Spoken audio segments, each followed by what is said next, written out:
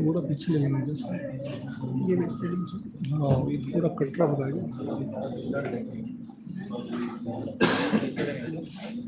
बैठो बस ये सामने के लोग आ रहे सब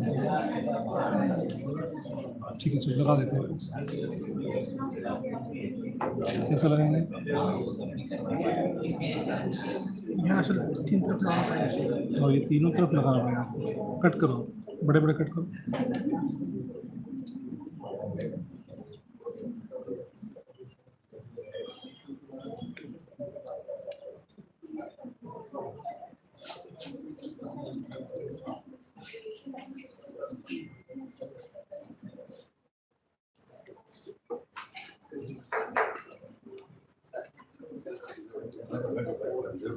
थोड़ा बड़े करो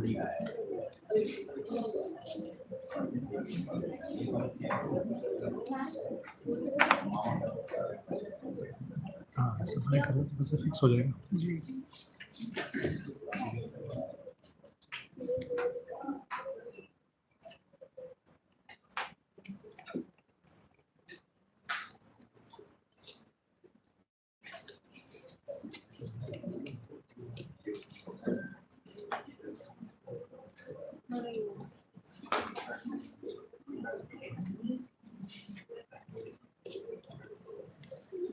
ये नीचे ज़्यादा लगानी चाहिए इधर ज़्यादा लगानी चाहिए ऐसा लगा फिक्स हो जाएगा ये फिक्स हो गया ऐसे और एक 3 लगा दिया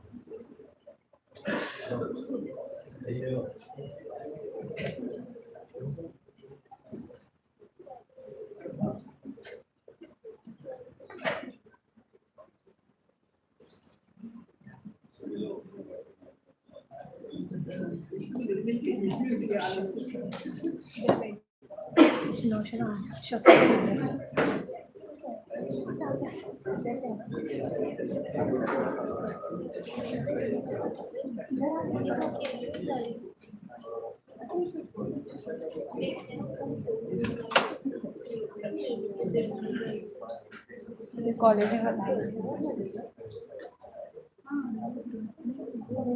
अलग phone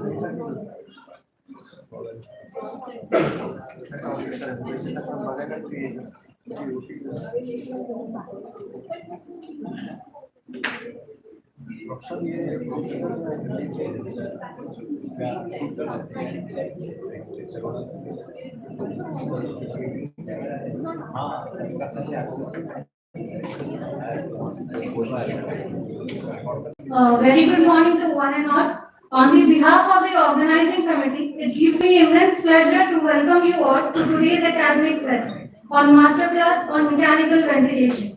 This scientific meeting brings together some finest minds in critical care and medicine.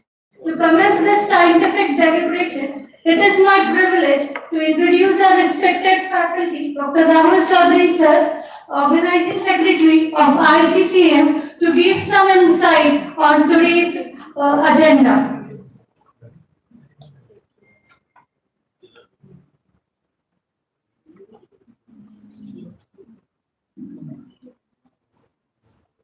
Good morning, everyone. Very warm welcome to our respected dignitaries, faculty member, and all delegates. Mechanical ventilation forms a backbone of all critical care. Those who are working in critical care, they know that it is a backbone of all patient, doctor, and all staff. They all should be tackled day and out with the ventilator. And this is life-saving intervention that demands not only the skill, but reconstruction, research, and also application of the new concept in field of mechanical ventilation. So that make actually the difference in the life and death. There are a lot of basic things, new things, and also research thing in field of mechanical ventilation. Like all critical field, every day the pattern is changes. The way we deal with the ventilator, the way we tackle the ventilator is different, and this skill you should be redefine yourself by attending such mechanical ventilation workshop or master class. So with this vision, our Dr. Chairman, Dr. Yogesh Lakas, Dr. Meenakshi ma'am, and Dr. Dhanwal ma'am, and with full support and encouragement with Dean sir, Dr. Sambhaji sir, we decided that we'll conduct such a master class in Sambhaji Nagar, where everyone will get the hands-on training, basic and advanced technical application of all these ventilators. Because everyone should know how to apply this technical skill, new skills, along with the basic skill with the ventilator. And this definitely change at the end of this workshop, at the end of this session, we definitely understand that there is lot of difference in understanding technical applications and the skill what we learn today in this session.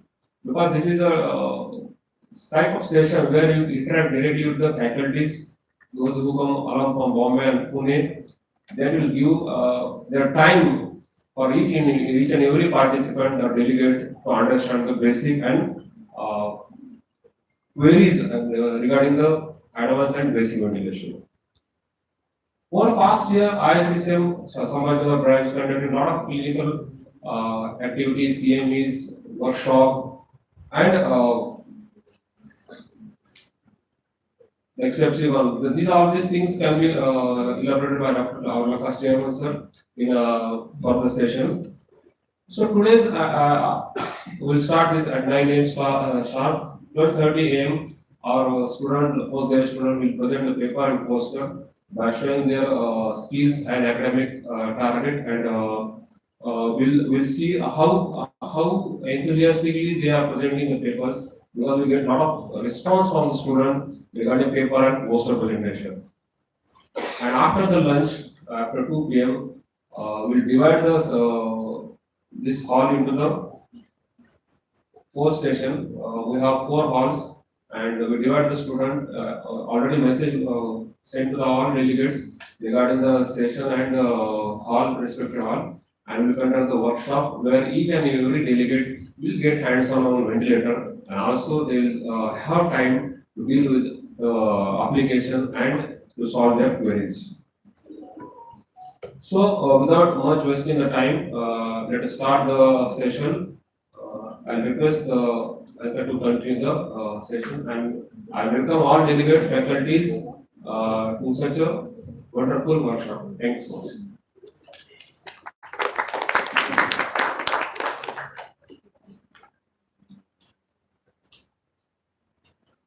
Now we'll start with the scientific session. The first session is by our esteemed faculty, Dr. Zahir Abbas sir, MBBS Diploma in Tuberculosis and Chest Medicine.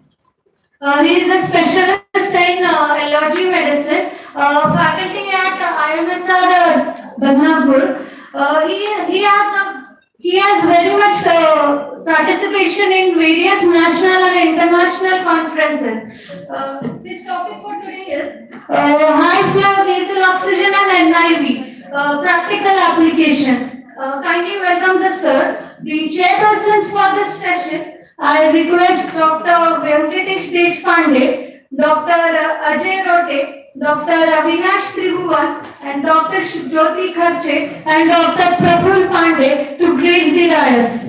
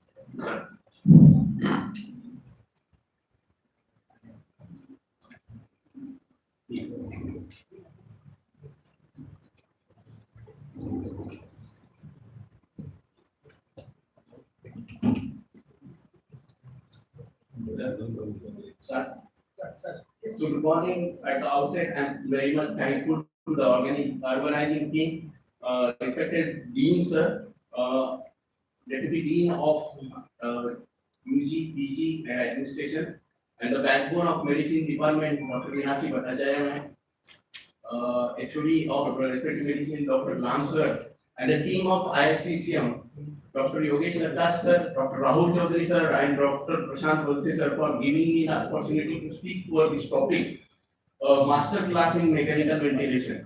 So without wasting much time, I will directly start with my talk. So this was the Gillespie et al. It was published in 1986. So it shows you the magnitude of the problem in what is the clinical outcome of respiratory failure in patients requiring mechanical ventilation. So in short, it shows this practical implication of mechanical ventilation, and that's why the organizers have chosen this topic. So 33,000 patients were admitted or hospitalized, and out of that 33,000 patients, 3,300 patients require ICU admission. And out of these 33 ICU patients, 910 patients require mechanical ventilation, either in the form of NIV or invasive ventilation. So 327 patients require mechanical ventilation for more than 24 hours. So this is the magnitude of the problem, and the usage of mechanical ventilation other than this is respiratory failure, multisystemic failure, pre-existing lung disease, trauma, and uncomplicated lung injuries. Now, before I directly jump onto the main content of the topic, I will define some certain terms, hypoxemia and hypoxia. Whenever there is a oxygen level is decreased in the arterial blood, it is called as hypoxemia, and hypoxia is reduced oxygen in the body organs and the tissues. Now, what are the signs of hypoxia? Definitely tachypnea, tachycardia, cyanosis, and breathlessness will be there. We are having certain types of hypoxia. Whenever there is a decrease hemoglobin is there, so that is called as anemic hypoxia. Whenever massive hemorrhage is there, severe anemia or carbon monoxide poisoning cases, we are having this. So stagnant hypoxia, whenever failure to transport oxygen, like in left ventricular failure, pulmonary embolism, hypovolemia. Histotoxic hypoxia is there, impairment of the cellular metabolism of oxygen despite of adequate delivery. So in cyanide or arsenic poisoning. Now coming to the respiratory failure per se, a condition in which PaO2 is below the normal range of normal values and arterial PaCO2 is above the range of normal value, so it is called as respiratory failure. We are having certain types of respiratory failure. So hypoxemic respiratory failure is there, so PaO2 will be low and the PaCO2 will be normal. And it is seen in the condition of cardiogenic pulmonary edema or the respiratory failure in patients with pneumocystis girovesi. Previously it was called as Carinax. Now, and some immunocompromised patients. We are having second type of this respiratory failure, hypercapnic respiratory failure. So PaO2 and the PaCO2 will be high. So it is seen in the condition is acute exacerbation of COPD, acute exacerbation of asthma, and respiratory failure in some cases of cystic fibrosis. What are the causes of respiratory failure? We are having two types, particularly lung failure and pump failure. So whenever there is a structural lung damage is there, like in asthma, COPD, interstitial fibrosis, pulmonary edema, pneumothorax, pulmonary embolism, acute respiratory distress syndrome, bronchiectasis, advanced pulmonary disease, and lymphangitic carcinomatosis. So these are the causes of lung failure. What are the causes of pump failure? We are having the central causes whenever there is a drug overdose or poisoning, disorder of the brain. Neuromuscular disorder, we are having this neuropathy, polyneuropathy, poliomyelitis, myasthenia gravis, cervical cord injury, motor neuron diseases. In chest wall injury or chest wall disorders, clutch chest injury or kyphoscoliosis. So these are the causes of this respiratory failure. Now coming to, in short, I will give you overview of this oxygen therapy as well. So nasal cannula is called as a low flow, low oxygen device, and it delivers the oxygen in between 0.5 to 5 liters per minute. And what are the disadvantages? So it causes drying of the nasal mucosa, and sometimes there will be epistaxis. So these are the nasal prongs of nostril that can be fitted nicely in the nostril. Aerosol mask is there, so it seals poorly, and it is a large ventilation holes are there. It allows the mixing of the atmospheric air, and it will deliver the oxygen 35 to 40 liters if the flow rate is at 6 liters per minute. So it reaches 50% whenever the flow rate is 10 liters per minute. Now reservoir face mask is there. It is first filled with pure oxygen, 100% pure oxygen, and then the flow rate is maintained at 6 to 10 liters per minute, and it will oxygenate the patient nicely. Now we are having Venturi mask. It learns, in short, it learns on the principle of this Bernoulli's principle. So it delivers the oxygen that get mixing device is there. It increases the velocity of oxygen and causes controlled entrainment. We are having this Venturi mask. So 24%, 28, 31, 35, 40, and 60% per liter. We are having this long-term oxygen therapy. So the basic thing is that it runs on the dosage of this oxygen or this flow will be decided as per this PaO2. So whenever the PaO2 is less than 55 and the SaO2 is less than 88, then there comes absolute indication for this long-term oxygen therapy. It can be given for 15 to 18 hours per day. And for COPD patients, low flow oxygen, we are giving 1 to 2 liters per minute. In interstitial fibrosis, the dose may be increased. And the PaO2 I have spoken about, it is taken as a guide to decide the dose. British Medical Research Council shows that it decreases the mortality, slows the progression of the disease in patients treated with the LTOT. So this LTOT long-term oxygen therapy was also compared with the nocturnal oxygen therapy. But this LTOT is far more better than this nocturnal oxygen therapy because in NOTG we are applying the oxygen during night time only. And for this patient suffering from COPD and other things, we require the oxygen for 15 to 18 hours per day. Now, what are the benefits of LTOT? Definitely, it improves the quality of life, it increases the exercise tolerance, it decreases the mortality, and what is the pulmonary hypertension? There is a reduction in pulmonary hypertension because the pulmonary parenchyma, the structural damage has already happened, and it has fired out the pulmonary parenchyma that puts the load on this vessel vasculature, and there is a development of pulmonary hypertension. Last but not the least, intellectual function, motor function, and mood stabilization. So it benefits in such a nice situation. Now, what are the potential hazards? No need to tell you about this. The conventional hazards are there. 8 order damage will be there. And CNS toxicity in children, there will be, or in neonates, retrolateral fibroplasia is there, or fibrotic changes in some patients, proliferation of fibrotic. Now coming to this high flow nasal cannula. So high flow nasal cannula, before I will start this, so this is the history. So it was first developed in clinical practice in 1990 and early 2000. So it was previously used as an alternative to CPAP therapy for neonates in sleep apnea. So which quickly expanded into use in pediatric and adult as well, and in cases of ARDS or hypoxemic respiratory failure. So what is this HPNC? It is nothing but the bridge between the conventional oxygen and the NIV, non-invasive ventilator. So here the oxygen is delivered at a high rate, providing heated and humidified oxygen at high flow. So it acts as a bridge, it prevents the airway inflammation, it maintains the integrity of the respiratory system. The patient can eat, drink, and speak while on HFNC, high flow nasal cannula.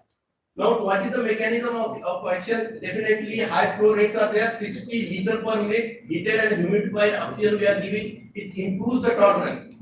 It generates the 3 to 6 centimeters of water and washes out whatever the nasopharyngeal dead space is there.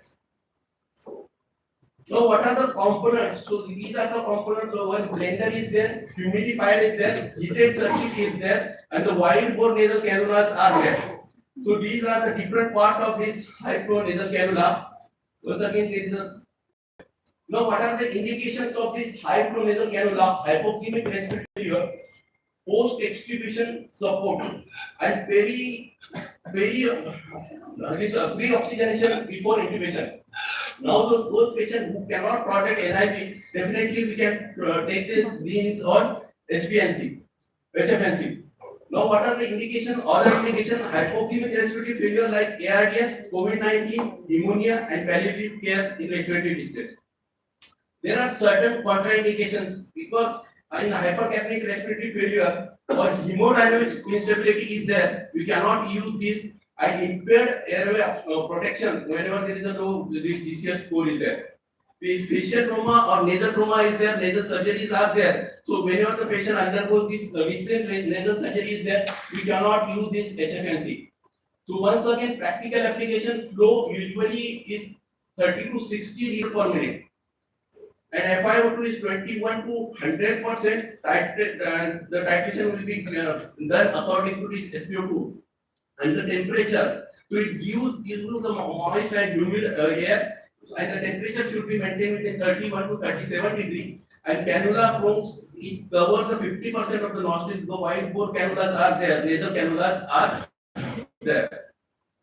Now, what are the advantages? So definitely it is better comfort than NIV, because in NIV we are having this claustrophobia, the nasal mask and the different types of masks are there, and the patient feels that there is the patient is packed in a room, closed room, or there is this abdominal distension is also there. So better comfort is there than NIV. It reduces the work of breathing. That is our ultimate aim, because the muscle gets fatigued, and the work of breathing and the oxygenation we have to improve, reduces the need for intubation in hypoxemia, and it is effective humidification we are getting. So definitely, whenever the patient is in need of this invasive ventilator, it's not a substitute for invasive ventilation when indicated. It is less effective in hypercapnic respiratory failure, as we have spoken about, because this BiPAP works better, and it requires the power, gas sources, and humidification system. These are the only limitations of this HFNC. Now we are having certain this NEGM papers are also there. So New England Journal has also published its data, and it has said that it reduces the need of intubation, and whenever it was compared with the standard oxygen, so in a hypoxemic failure, so HFNC does better, and it is widely included in the critical care and emergency guidelines as well. Now coming to this NIV, non-invasive ventilator. So before I start this was the person John Mayo. In 1617, John Mayo first time described that so air is drawn inside the lung whenever the thoracic cavity is enlarged, and whenever this thoracic cavity is compressed, the air is expelled out. So on this basis, he developed one institute by using the bellows. I will explain you what are the bellows, because some engines are also there. So he built a model using bellows. He inserted a bladder inside that, and he showed expanding the bellows caused air to enter inside, and compressing the bellows expelled the air from the bladder. This was the beginning of this artificial respiration, and it was called as external negative ventilation. So pressure ventilation. So you will be surprised. The wired generation may not have seen these bellows. I have seen this. The gold speed they uses these bellows. So expanding the bellows was allowing the air inside the thoracic cavity, and compressing the bellows will remove or expel the air from this. So this is the typical. Nowadays also they are using this gold speed, and this external negative ventilation. External negative pressure ventilation was the beginning, and this was from this John Mayo in 1670. Now coming to this, before I proceed forward, the young interns, the junior resident has to tell, they have to tell the name of this instrument. What is this? It is not for the faculty. I am sorry. Residents and interns can answer this. We have just spoken about this external negative pressure ventilation.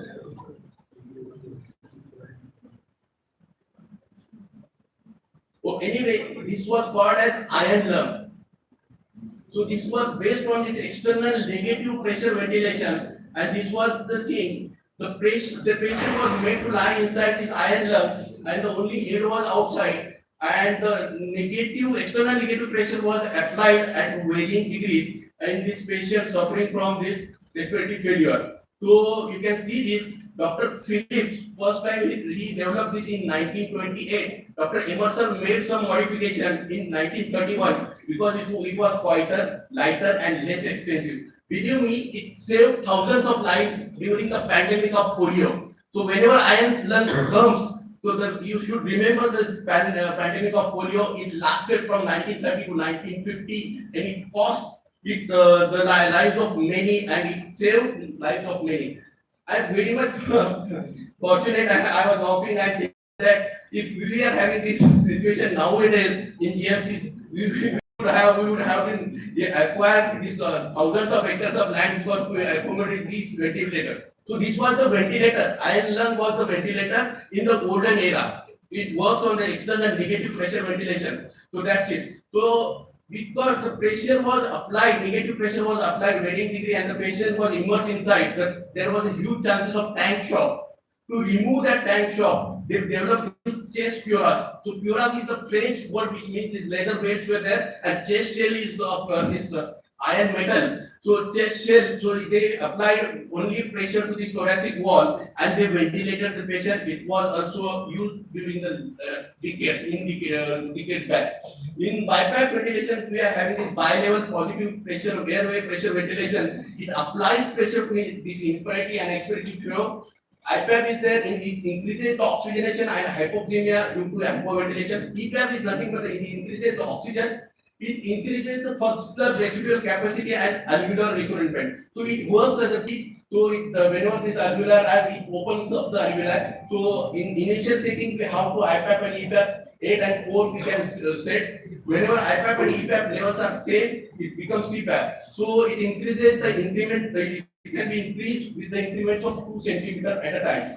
So EPAP function, it increases the functional residual capacity, oxygenation in patients with interrupted pulmonary shunting. Indication definitely acute respiratory failure or hypercapnic respiratory failure in COPD or asthma. CPAP, the continuous positive pressure ventilation is there. There are no mechanical breaks are there. And CPAP is active when the IPAP is equal to EPAP. So indication definitely it can be used in the obstructive sleep apnea. If you see our airways are patterned, wherever the airways are patterned, so there is no tongue fall or tongue will not go and obstruct the airway. So in obstructive sleep apnea, the tongue will go and it will obstruct the airway. And in this, we have to keep the airways open. So that work is done by the CPAP. Now, what are the different interfaces are there? So it is the nasal mask is there, full face mask, total face mask, helmet, and these nasal prongs are also there. These are the nothing but interfaces. Now, indications, we are having this ventilation abnormalities, respiratory muscle dysfunction, respiratory muscle fatigue, chest wall abnormality, and oxygenation abnormalities are there. So we can see. So what are the advantages? Definitely reduce need for sedation is there. It preserves the airway protective effect, shorter length of ICU stay in the hospital and ICU, and it avoids the upper airway trauma. What it does with this intubation, improved patient comfort and improved survival is there. This one advantages I have already told that the patient feels that the claustrophobia is in closed room feeling is there. Facial and nasal pressure lesions will be there, gastric distension will be there, and inability to suction the deep airway. So we cannot do the suction of this teeth. So these are the advantages, and there is a delay in intubation. So now what are the contraindications? Whenever the patient is uncooperative, unconscious, inability to protect the airways, we cannot put this. We cannot put NIV. High risk for aspiration is there. Hemodynamic instability is there. Active upper GI influence is there. Encephalopathy. So we cannot use, and these are the contraindications. Now, what are the benefits? Only 2 slides are remaining. So decrease work of breathing. That's what we want. That is our ultimate aim. Improve the oxygenation, improve the gas section, and to relieve the respiratory muscle fatigue and avoid the complications associated with the intubation and invasive mechanical ventilation. To summarize my talk, HFNC is a simple, effective, comfortable oxygen therapy, role in hypoxemia, peri-intubation and post-extubation care, and it should be monitored closely. Now, which patients benefit from NPPV, non-invasive positive pressure ventilation? So it is best utilized in alert, conscious, cooperative patients in respiratory condition whose condition is expected to improve in 48 to 70 hours. 72 hours, hemodynamically stable patient, able to control the secretion, able to synchronize with the ventilator. So with this, so a small thing about myself, who I am a small person from a small institute. Up till now, I have been invited at many conferences as a faculty, and I have zeal to learn, educate and motivate the people about the academics, and I have these lines close to my heart, which I came across in my 10th standard. Whose are lovely, dark and deep. So these are the beautiful lines of this Robert Frost, and he lost his parents during his childhood, and he uttered at some time, whose are lovely, dark and deep, I have some promises to keep. and mice to go before I sleep, before I sleep, before I sleep. So these were the things we were waiting for. Thank you very much.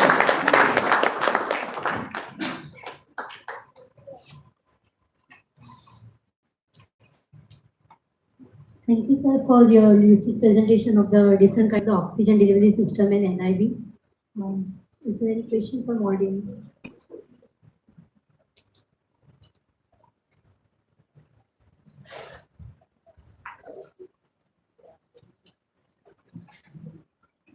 Is there any question? If no, the questions will be taken in the lunch session. We'll now proceed with the second session of this. I now request the chairpersons to kindly felicitate our speaker, Dr. Zahir Abbas, sir.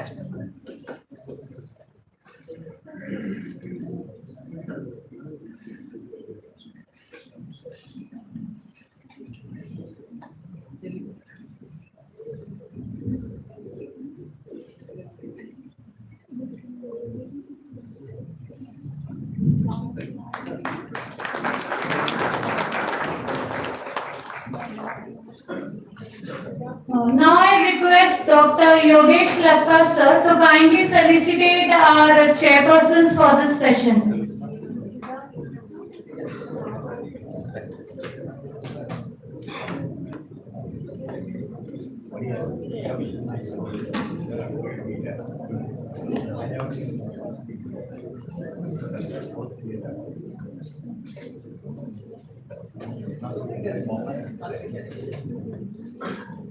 Dr. Vyankatesh Deshpande.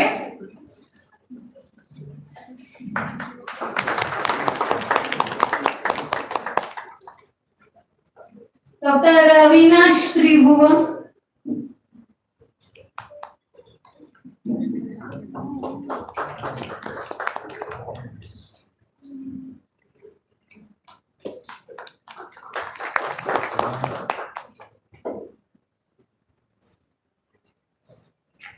Dr. Ajay Rote. Dr. Jyoti.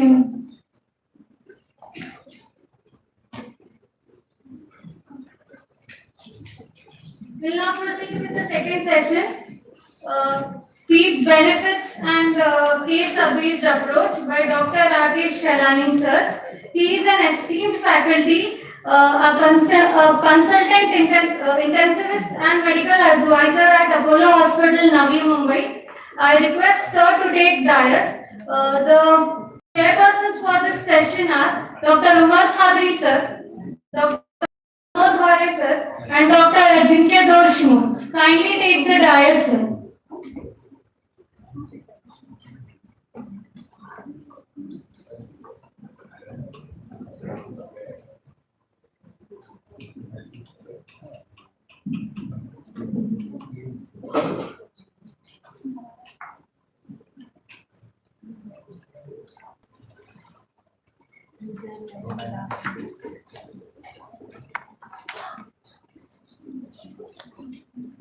Good morning, everyone. Thank you, Dr. Yogesh and Indian Society of Critical Care Medicine Sambhaji branch for inviting me for this masterclass in mechanical ventilation.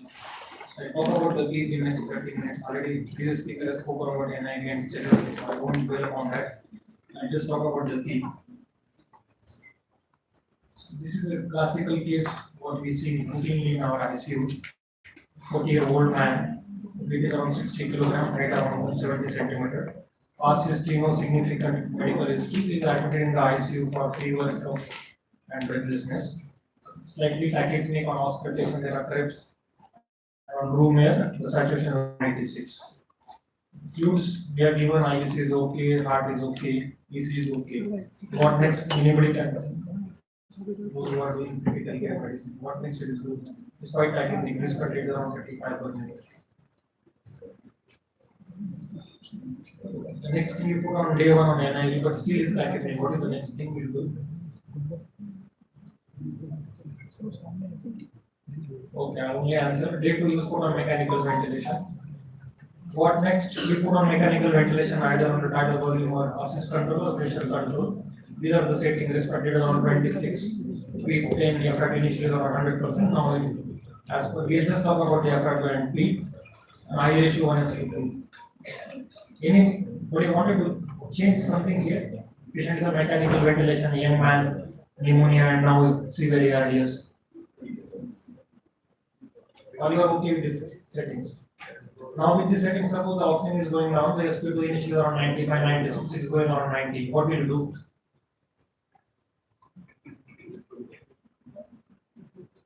X-ray is clear, right? In this, we'll just talk about the PEEP and FR2 and oxygenation rather than the other things. So just go ahead. Actually, these are the 10 things what you wanted to do in ARDS. One is tidal volume, second is plateau pressure, you keep up below 30. Driving pressure you keep below 15 respiratory rate. This is as per PCO2 and PaO2. Think what I wanted you to understand that PEEP you will keep around 15. Now the second thing what you see is a consider personalized PEEP. So it's very difficult to decide. Once we say that suppose you're on the duty, you say that FR is this much, you keep this much of PEEP. But it depends upon patient to patient, depends upon the what is the etiology of ARDS. So next 20 minutes we'll talk about what is this personalized PEEP. Other than that, you know prone, ECMO and ECMO manual. So our focus is more on PEEP now. What exactly is a PEEP? It is a positive end expiratory pressure. It provides continuous low level pressure to the lungs even after the patient is exhaled, and it will improve your functional residual capacity. And what are the effects of the PEEP on mechanical ventilation of the lung? Actually, reduce the intrapulmonary shunt. It will allow the recruitment and the prevention of end expiratory collapse. Please remember the PEEP is given not to open the alveoli but to prevent the collapse of the alveoli. Once you open the alveoli, the PEEP is given so that it doesn't collapse. It improves oxygenation in the refractory ARDS, keeps alveoli open throughout the respiratory cycle. Ultimately, it will reduce the ventilation-induced lung injury and prevents unstable surfactant monomers in the alveoli. This is the figure you must have seen that the left one, A1 is without the PEEP and the right one is PEEP. You can see this one, the lung is clear-cut expanded. Now the question is that you can see this, as we know ARDS pathophysiology, everybody knows, this is not a smooth lung, this is not a homogeneous lung, this is inhomogeneous lung. Now the next question, suppose you apply the 15 PEEP, whether it will harm, it will benefit, it will won't create any advantage.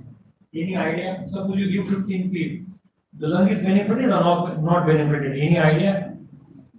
Harm. I'm happy actually harm. So, I wanted to focus on this slide actually in these three parts.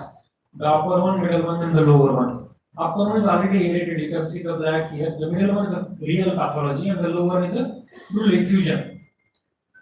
So if you give a PEEP, now suppose you give a PEEP to the upper part, which is already aerated, where the alveoli are already open, where the alveoli are not collapsed, giving the PEEP may harm. The lower part, it may not give that much of significant effect. The most likely the PEEP will benefit in this middle part where there is a pathology, when there is a consolidation, or where there is a lung collapse, where there is a fibrosis, when there is a alveolar fluid. Now the problem is that the same lung is there. You are ventilator. You can't tell the ventilator, or you can't give the PEEP.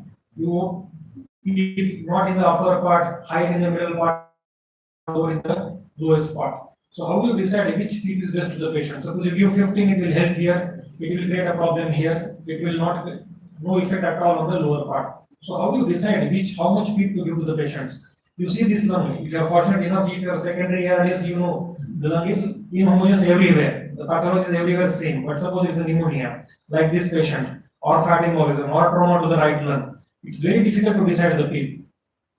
Whatever the number you choose, some part it will benefit, some part it won't benefit. So how do you decide how much to give the PEEP, how much PEEP to be given to the patient? Minimum, say. If you give minimum, the problem is that then what about this middle part, sir?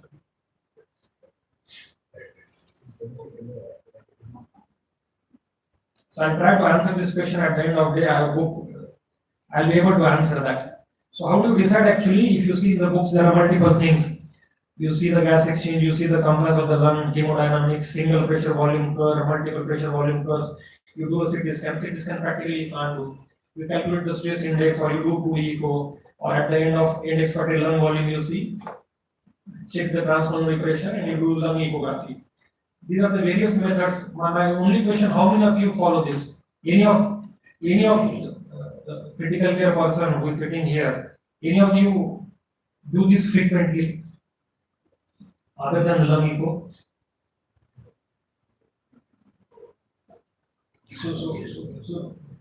So the most of the discussion will be theoretical, but I'll come to the practical points how we can decide the peak. So this is a study you will come across each and every point of time. You give a higher peak or lower peak. This study was done in New England of General Medicine, published in alveoli trial. What they did two group of patients. One group they give a higher peak, second group they give a lower peak. And what they found, the peak that exceeds those using our lower peak strategy does not improve the clinical outcome. So either give a low, either give a high, the outcome is same actually. Why it happens? This is a beautiful explanation. Higher peak can improve the arterial oxygenation, reduce the tidal lung strain, and it promotes the more homogeneous ventilation by preventing the alveolar prolapse at the end of expiration. But the problem, you need to find the balance between the alveoli which are recruitable and alveoli which is not recruitable. So benefits of the peak depends upon the recruitment of the lung, and there is very thin margin when you need to find the balance between the recruited and over distended lung. So what they studied actually, they tried to find it out why it helped in some patients and why it did not help in some patients. So they found when the lung is homogeneous, there are certain parts which are recruitable, certain parts which are not recruitable.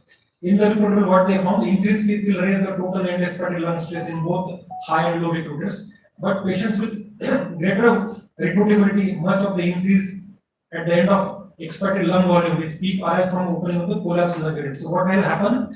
The cycling, the strain which happen because of persistent opening and closing is less in the patients who are highly recruitable, and it will reduce the dynamic strain in the irradiated lung unit due to an increase in the irradiated volume available at that point of time at that parallel volume. This is in the lung which are recruitable. The frequent opening and collapse in the lung which are recruitable is quite less. So ultimately, that biological inflammatory markers, interleukin markers are less informing the patients who are not recruitable. And in non-recruitable patients with a low recruitability, it will cause additional distension of already irradiated lung tissue, which could lead to over-distension injury without a consequent decrease in the dynamic strain. So one thing is very clear in group of patients where there is a recruitable and non-recruitable. In the non-recruitable, the dynamic strain is too much as compared to the recruitable where that strain is less.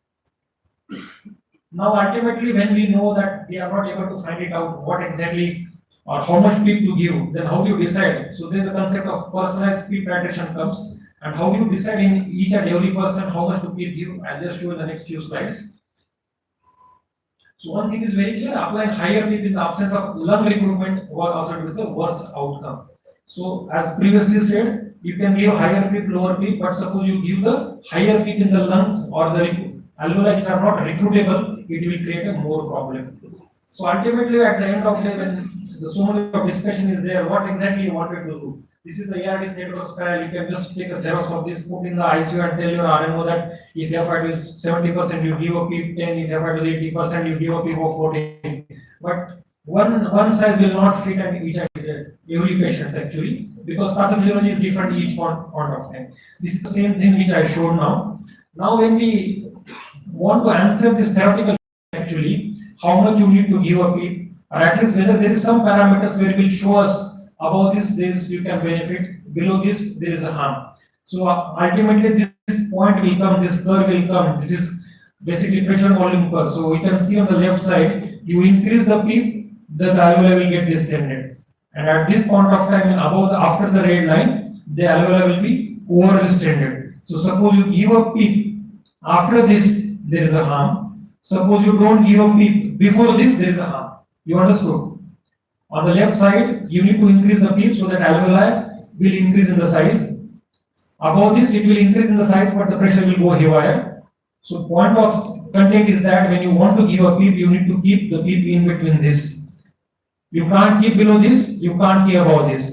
But whether it is practically possible, it's not easily possible. So ultimately the same thing what we wanted to see when you talk about the pressure volume curve, there is a lower inflection point and upper inflection point. You can't keep below the PEEP below the lower inflection point. You can't keep the PEEP above the upper inflection point. In between you need to keep that. It's not very easy. Theoretically, academic purposes you can say, but ultimately, practically it's not very easy to follow. So basically, what I wanted to see this, in light of these limitations, static pressure volume curve are not used for clinical practice at present. Now the next question comes. Now suppose you don't know how much to give to the patients, or blindly you follow the ARDS net protocol. You see the FID and check the P. But whether other than the pressure volume curve, if you can do that, that's fine. If not, then what next? This comes as the stress index. So what I mean to say, you put the patient on the volume control, and you see the pressure time curve. On the first slide, suppose you see there is a concave downward. Yes, these lungs are recruitable. You increase the P. But suppose you see the concave upwards. This is the pressure time. This is the flow is descending flow. Flow is a constant flow. This is the volume control. So what you do, you see the pressure time curve, and you decide what is the stress index. It is less than 1, increase the P. More than 1, no point in increasing the P. You need to keep it stress index around 1. That is one of the way to decide how much P you want. Now another method which is a little easy, you can do a sonography. Ultimately in our ICU we do frequently the sonography. That is better way to decide. These are the examples which are given, A, C and E. You can see the two imaging, A and B. So this the left one is the ARDS with well separated B lines. You give a PIP. At one point of time you will see that the same lung which was there before giving the PIP, at one point of time you keep on increasing the PIP, the lung region appears normally aerated. You can see the difference. This is the easiest way. Suppose you ask me, other than that flow chart which is there in the ARDS network trial, you can, this USG probe is easily available everywhere. You can start the mechanical ventilation, put the probe on the chest, you see the B lines, keep on increasing the PIP. At one point of time you see little better, that point of time you can decide, yes, this is the ideal PIP the patient should receive.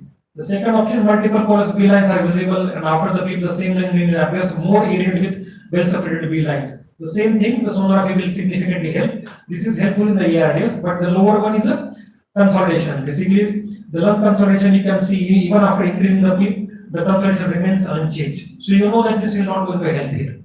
On the last slide, in the E and F, even after giving the PIP, it did not improve significantly. So you know that these are probably non-recruitable. This no point in giving the PIP at this point of time. So in A and C, once you increase the PIP at one point of time, you know the lung looks better. So this is the ideal PIP, where below this there is a harm and above this may not be helpful. So you can decide about this.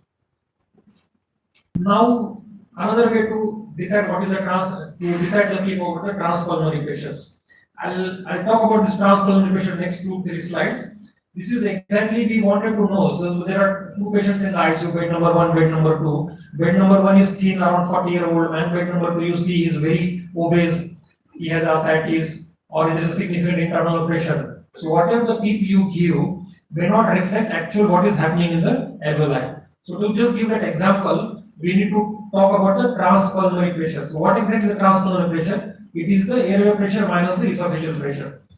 And at the end of inspiration, you need to keep the transpulmonary pressure in between 15 to 20. I'll talk about this. I want you to focus on this first 2, 3, 4. Now everybody knows. Just focus on this. Now everybody knows if in the ARDS lung the pressure goes above 30, there is a problem. You agree? How much blood pressure you keep in the ARDS? So we don't keep more than 30 pressure in the blood. But suppose you see here this D trumpet player, he plays the drum. He creates a pressure in the lung which is around 150 centimeter of water. Still he does not get any problem. Have you seen any trumpet player who plays drum or he plays any musical instrument? In spite of increasing the pressure, he or she will never get a pneumothorax. He or she will never get any lung injury. Why it happened? As per our policy, as per our ARDS net protocol, pressure more than 30 is a problem in the alveoli. Here the trumpet player, he will create around 150 centimeter of water pressure in the lung. Still he does not have any problem. So just go back. Suppose you see this A, normal spontaneously breathing patient, at the end of inspiration, the alveolar pressure is 0 and the pleural pressure is -8. So ultimately transpulmonary pressure 0 minus 8 is 8. 0 minus 8 is 8. Now you see the normal mechanically ventilated patient, the alveolar pressure is around 9 centimeter of water and the pleural pressure is around 1 centimeter of water. So ultimately it's around minus 8 centimeter of water. Now you see bed number, this second patient C, he has a very stiff lung, either mechanical ventilation or he has a lung issue. So what will happen here? You give alveolar pressure around 30 centimeter to the pleura, which has a potential. The pleura, we assume that the lung mechanics, we assume that the diaphragm is normal, we assume that the chest muscles are normal. It will swing and it will create a pressure around 25 centimeters. So ultimately the transpulmonary pressure is around 30 minus 25 is around 5 centimeter of water. That is normal. Now I just wanted to focus on this E component. Now just assume here, this will happen only on the pressure support or NIV. It sometimes happen, the patient is on the pressure support of only 5 centimeter of water or 10 centimeter of water. But there is a significant swing in the pleural pressure. Please just pay attention here. You put the pressure of the pressure support 10 centimeter of water.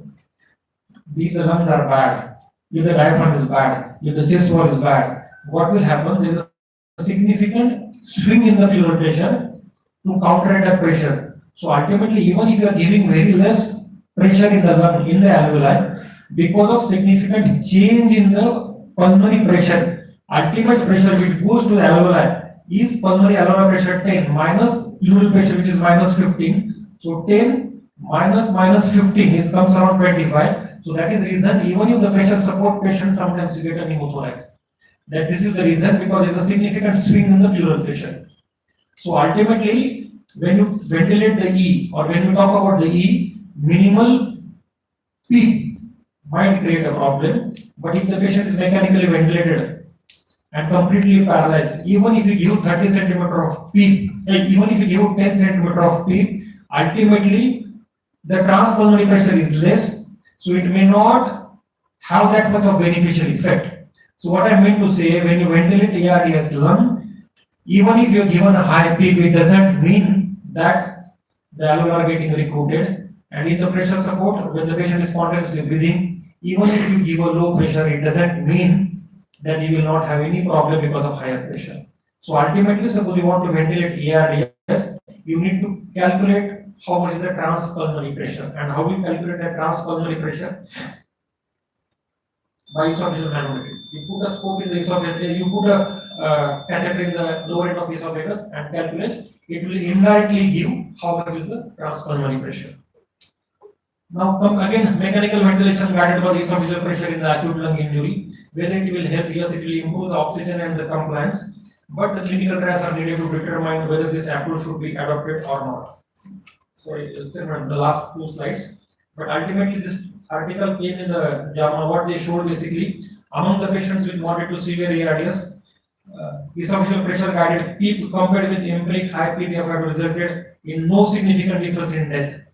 So even if you use esophageal pressure monitor to decide how much is the PEEP, ultimately your oxygenation will improve, your number will improve, but the death is same. The number of deaths are same. So this is a newer agent. You need to find it out what is the recruitment and the inflation ratio actually. Ratio more than 0.5 suggests lung recruitment at a higher PEEP. It helps in finding out high and low recruitable at the bedside. So this is the last slide actually. So putting all together in which group of patient you will use a PEEP or you won't use a PEEP, or what is the answer when you go out of this hall. One blood thing you follow the ARDS death protocol, you follow that paper, this much of FI2, this much of PEEP, or suppose it is moderate or severe ARDS, you use a high PEEP. If it improves, fine, you continue giving high PEEP. If you find there is no hemodynamic impairment or significant decrease in the lung compliance, you continue high PEEP. But at every point of time, please remember that the blood pressure is less than 30 centimeter of water. I want to continuously. That's all from my side. I'll be happy to. Thank you, Akshay sir, for the lucid presentation. Hope the students will get more knowledge about PEEP after this lecture. All the questions will be addressed in the next session. Thank you.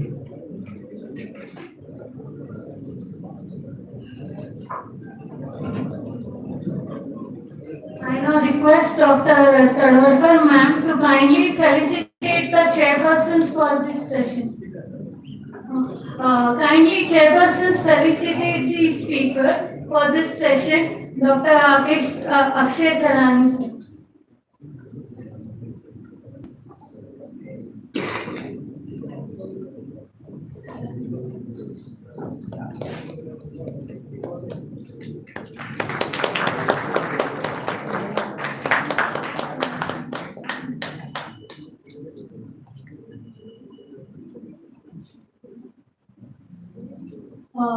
Ma'am, kindly felicitate Dr. Muhammad Qadri, sir.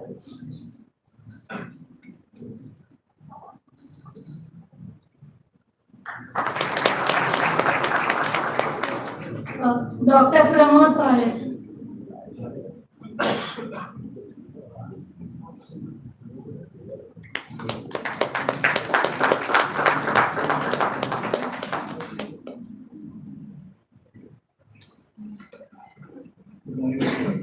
Now let's get ahead with our third session.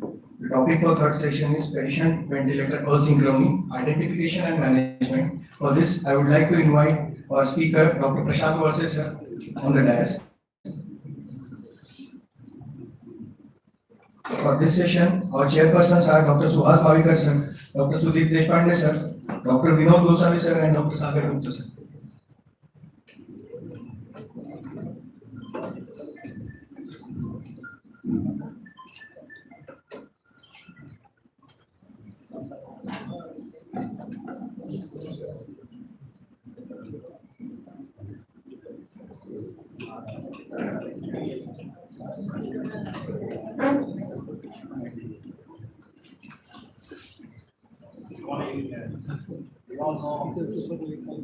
Dr. Prashant was there.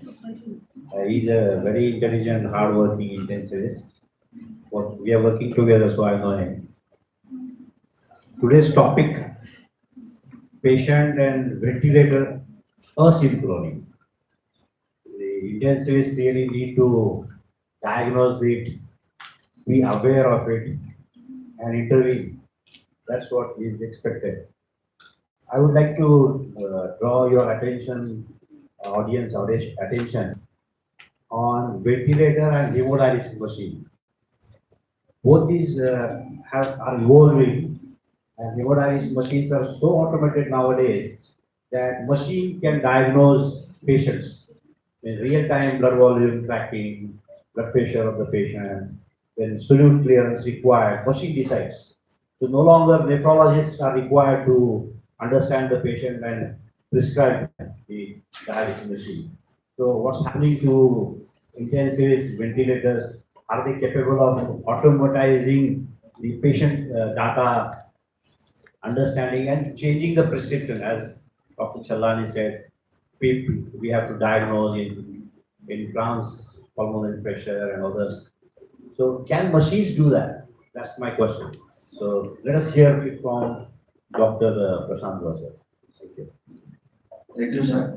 And I'm thankful to the team of GMCH, Dean sir, Meenakshi madam, and also Dr. Yogesh Lakas and Dr. Rahul Chaudhary, our chairperson and secretary, for giving me the opportunity to deliver a talk over here.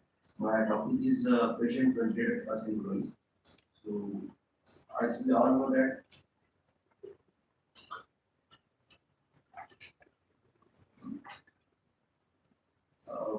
we put patient on ventilator for the benefit of the patient. We have seen the regions, hypoxemic failure, hypercapnic failure, many other regions are there, like metabolic acidosis, hip shock. But the ventilation, ventilator and patient should work in tandem with each other. As long as the patient is on control mode, there is no issue. Every breath is time triggered breath. When the time cycle is elapsed, the delivered pressure and volume will be given to the patient as per our setting. But when patient contributes to the breathing with the ventilator, that is assist control breath, then we encounter the asynchronies.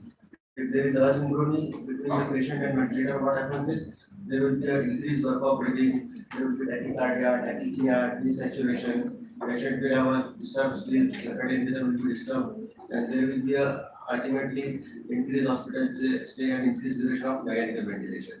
So basically, there should be a work of ventilation and patient should be with each other.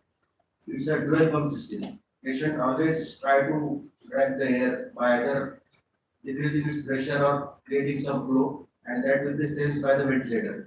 This is the assist control mode.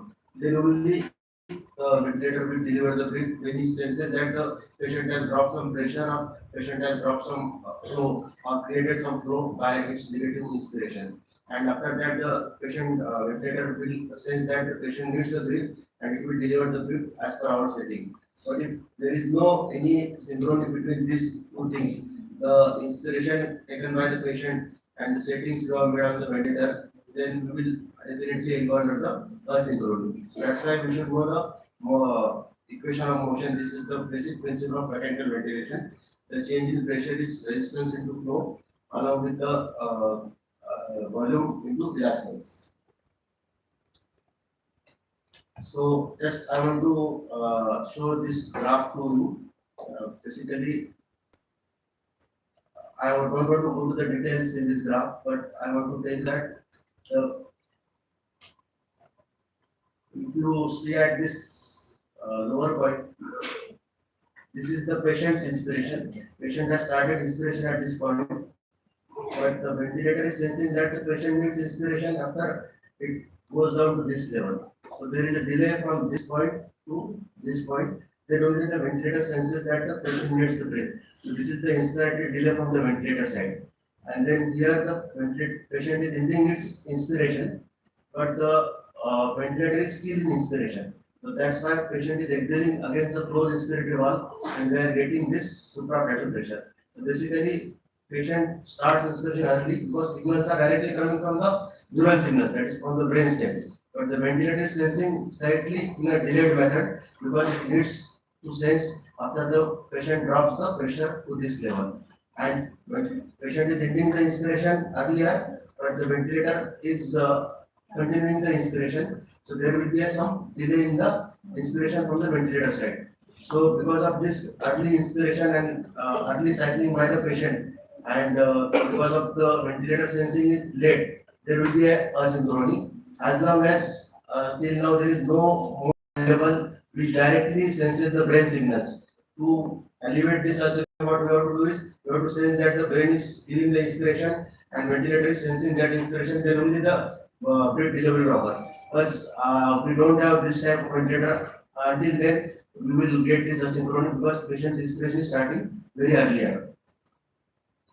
So, what are the types of asynchrony? Basically, there are three types of asynchrony. One is the trigger level, then another one is at the flow level, and another one is at the cycling level. Trigger is basically the start of the inspiration from the ventilator. The asynchronous are ineffective triggering, double triggering, then auto triggering, and reverse triggering.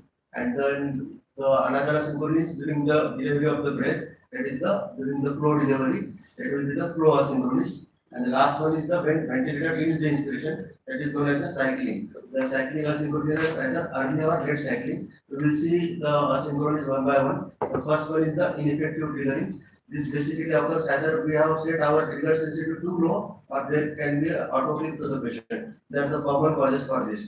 As we look at this graph, we can see that this is the pressure trigger. Patient has to drop the pressure at this level, then only the ventilator will sense that patient needs a breath and it will deliver the breath.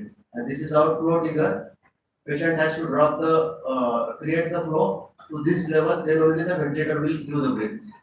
In this first three breaths, the patient is not dropping the pressure at this level, and at this three breaths, patient is not generating the flow power trigger level. There is no any breath delivered from the ventilator, and this is the last breath where the patient is dropping pressure to the trigger level and flow is generating to the trigger level. The breath will be delivered. Basically, this ineffective triggers occur because of two things. Either I have kept my trigger sensitivity too low, that means I have made my ventilator too less sensitive.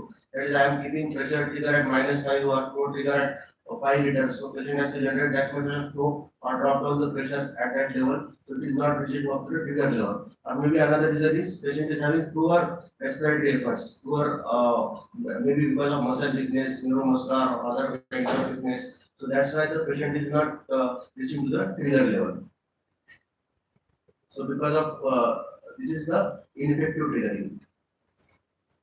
The next slide again, we have to see that all these four breaths are triggered by the ventilator. Just for the demonstration, this is the esophageal monitoring.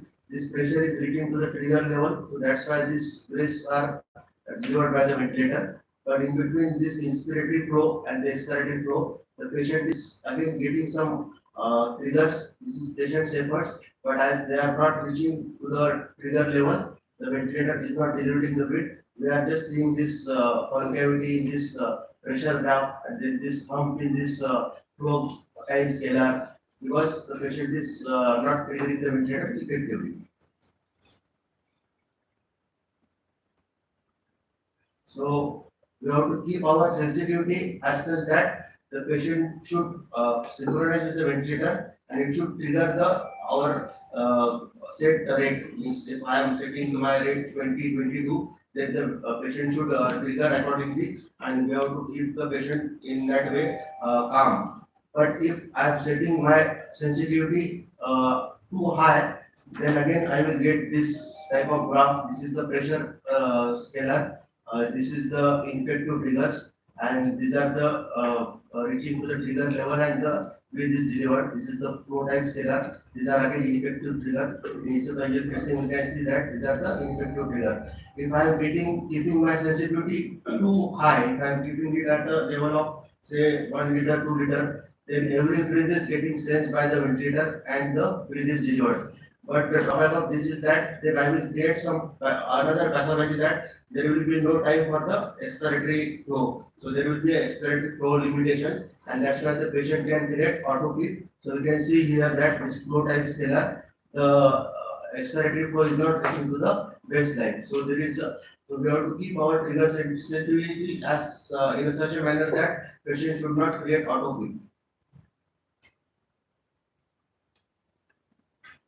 So again, to summarize, the ineffective triggering occurs because of some inappropriate trigger keeping, or patient will have a decreased respiratory drive, some muscle weakness, or because of the autopsy. So how we can deal with it? We have to improve the patient's nutrition so that we have better respiratory drive, and we have to keep our trigger sensitivity in such a manner that patient should trigger properly and ventilator will deliver the breath in tandem with the patient's breathing. And we can go to the newer modes like NAVA, which is the mode which senses the diaphragmatic activity, so there will be a better trigger sensitivity.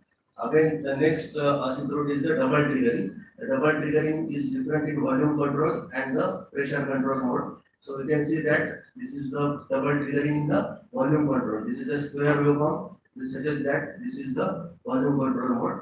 And in volume control mode, we don't have control on pressure, so pressure will be variable.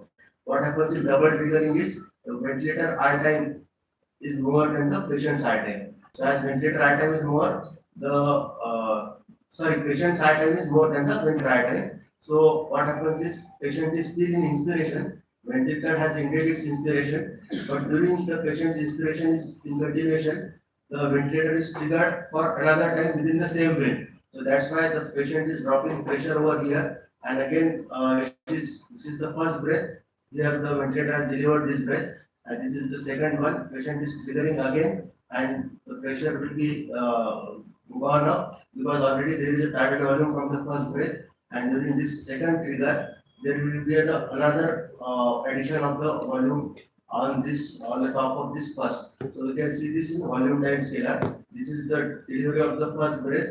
Patient's I time is more than the ventilator I time. Patient is continuing in inspiration. It has triggered the ventilator in a second time, and on the top of it, the volume will be delivered. Because it's a volume control mode, to accommodate this much volume, already there is a volume in the lung, and to deliver this much volume, the patient's pressure has gone up. So this is a double triggering, which is occurring because of the patient's inspiratory time is more than the ventilator inspiratory time. So again, this is the same example. You can see that this is a volume control mode, and the patient is triggered this first breath. This is flow delivery. This is the volume delivery. Again, the I time is more. Ventilator has ended its inspiration. The patient is still in inspiration. It has again second time triggered the ventilator. Again, the pressure has shot up to accommodate the next volume, and there will be a delivery of the volume. but as some machines have some recalibration, so we will have the recalibration to the zero level and the next volume will be delivered. And as this much volume we have to exert, so there will be a prolonged expiration because of the herringbone reflex. So we will have a high peak expiratory flow after this double triggering. So this is the double triggering in pressure control. We have seen that in volume control. Now this is in pressure control. So again the same method. The patient's R time is more than the ventilator R time, but as it's a pressure control mode, our pressure will be same, and the patient is again triggering twice within the same breath. This is the first breath. Patient's R time is more. During that R time, it has triggered second time. So the first flow delivery will be there. But as our pressure is same, the next volume delivery will be less as compared to that what occurs in volume control. Because there will not be any rise of pressure because this is our control variable. So the volume which is patient is getting will be on the top of it will be less.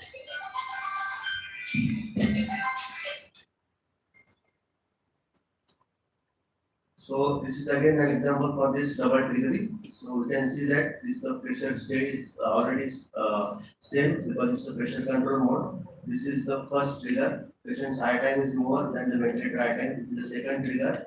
So this is the flow delivery within the same breath, and the next delivery occurs because patient is triggering the ventilator within the same I time, but the volume delivery will be less as compared to the volume control because this is the pressure limit is there in pressure control mode of ventilator, and we will have a high respiratory flow time after this because we have to exert the additional volume during that breath. And there are some machines will have this recalibration, so we can see that the volume is reaching to the baseline. That doesn't mean that the patient is volume ventilator is during another breath. It is in the same breath, but it is occurring because of the recalibration. So now the next is the auto triggering. It's basically occurs because of the circuit leak or because of some cardiac oscillations or water or condensate in the circuit. In auto peak, what occurs is the patient is not taking any effort, but because of the circuit leak or the condensate in the circuit, the patient's because of this leak, the patient is dropping to the trigger level, and another breath will be delivered from the ventilator. This is the normal breath delivered by the ventilator, but here there is a leak in the circuit shown by this volume time scalar, and the patient is dropping to the trigger level, and the breath will be delivered by the ventilator. Remember that in auto peak, the patient is not doing any effort because of the leak. The pressure is dropping to trigger level, and the breath will be delivered by the ventilator.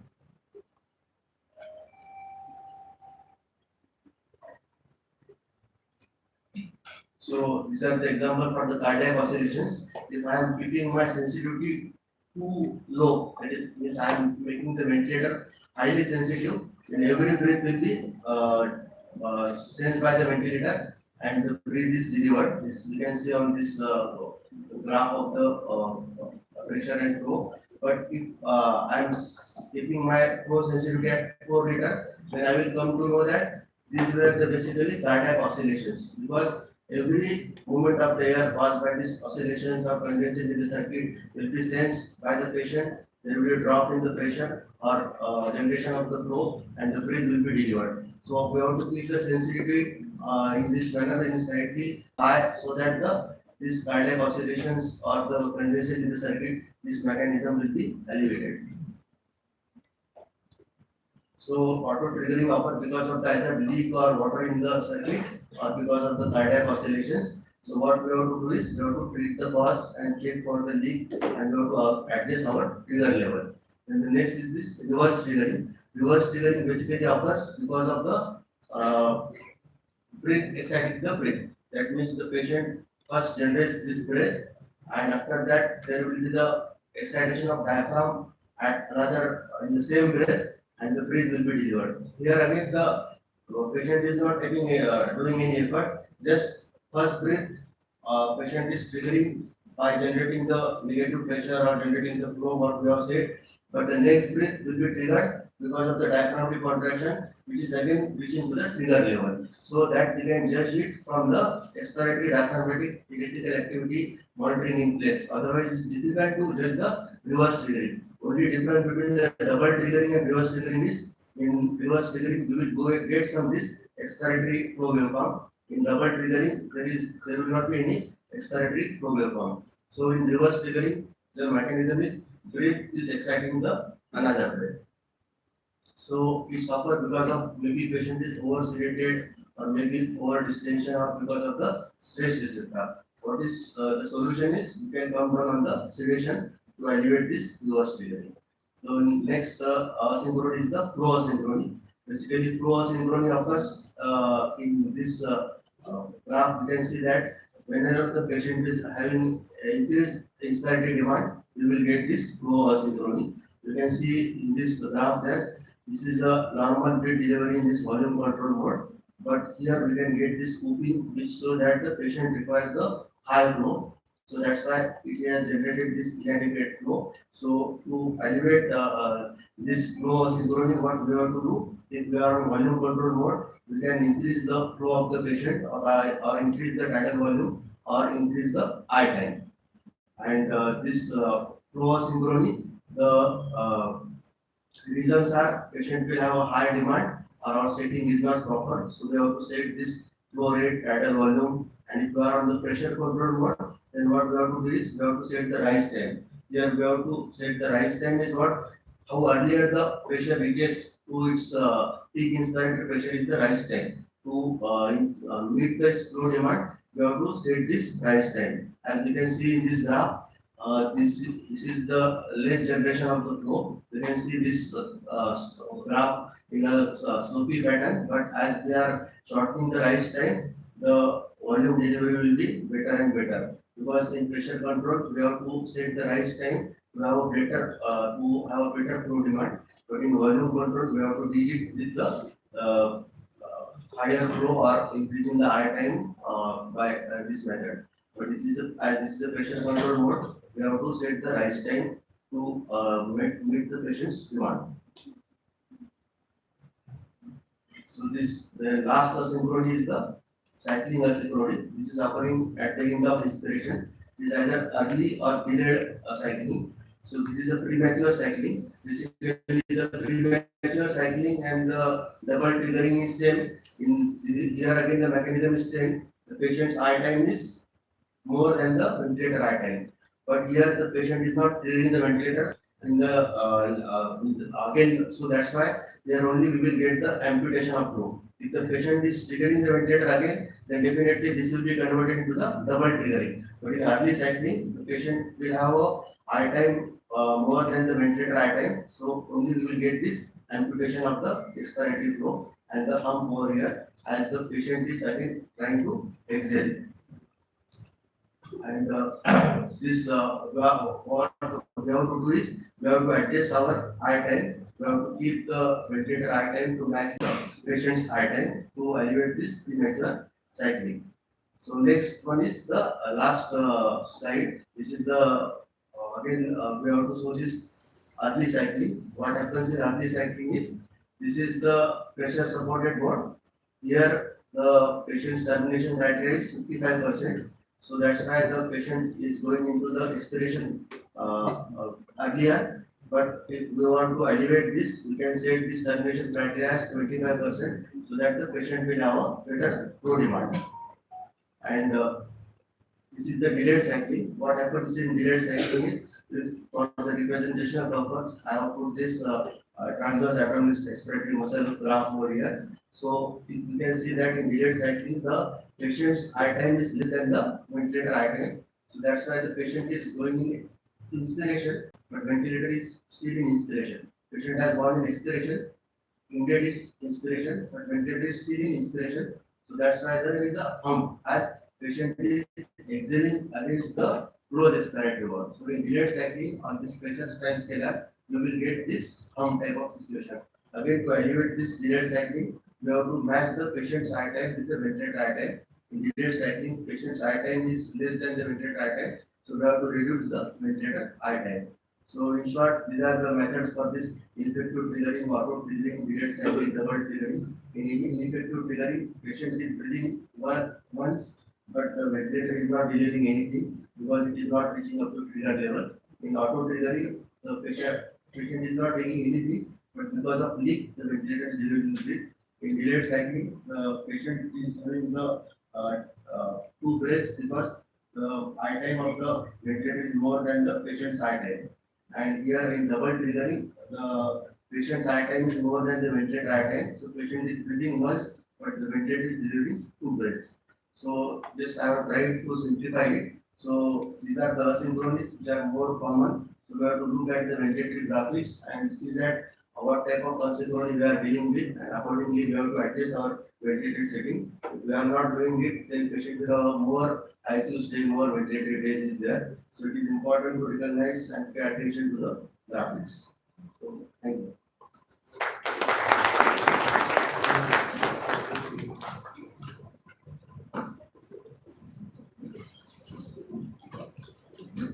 Thank you so much, sir. Thank you, Prashant, for your informative chat. Basically, it's very important to have a synchrony between your patient's demand and your ventilator. So we have to always be watchful on this thing, and so that we can reduce the number of days in the ventilator in ICU, and the patient is out of the ventilator as early as possible. Thank you.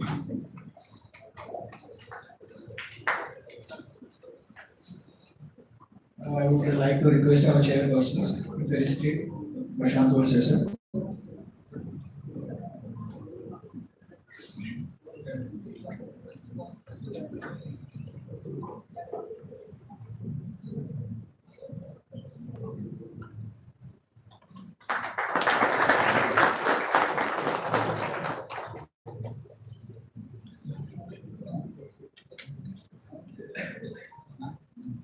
Thank you so much. Now I would like to request Dr. Rahul Chaudhary sir to felicitate our chairpersons.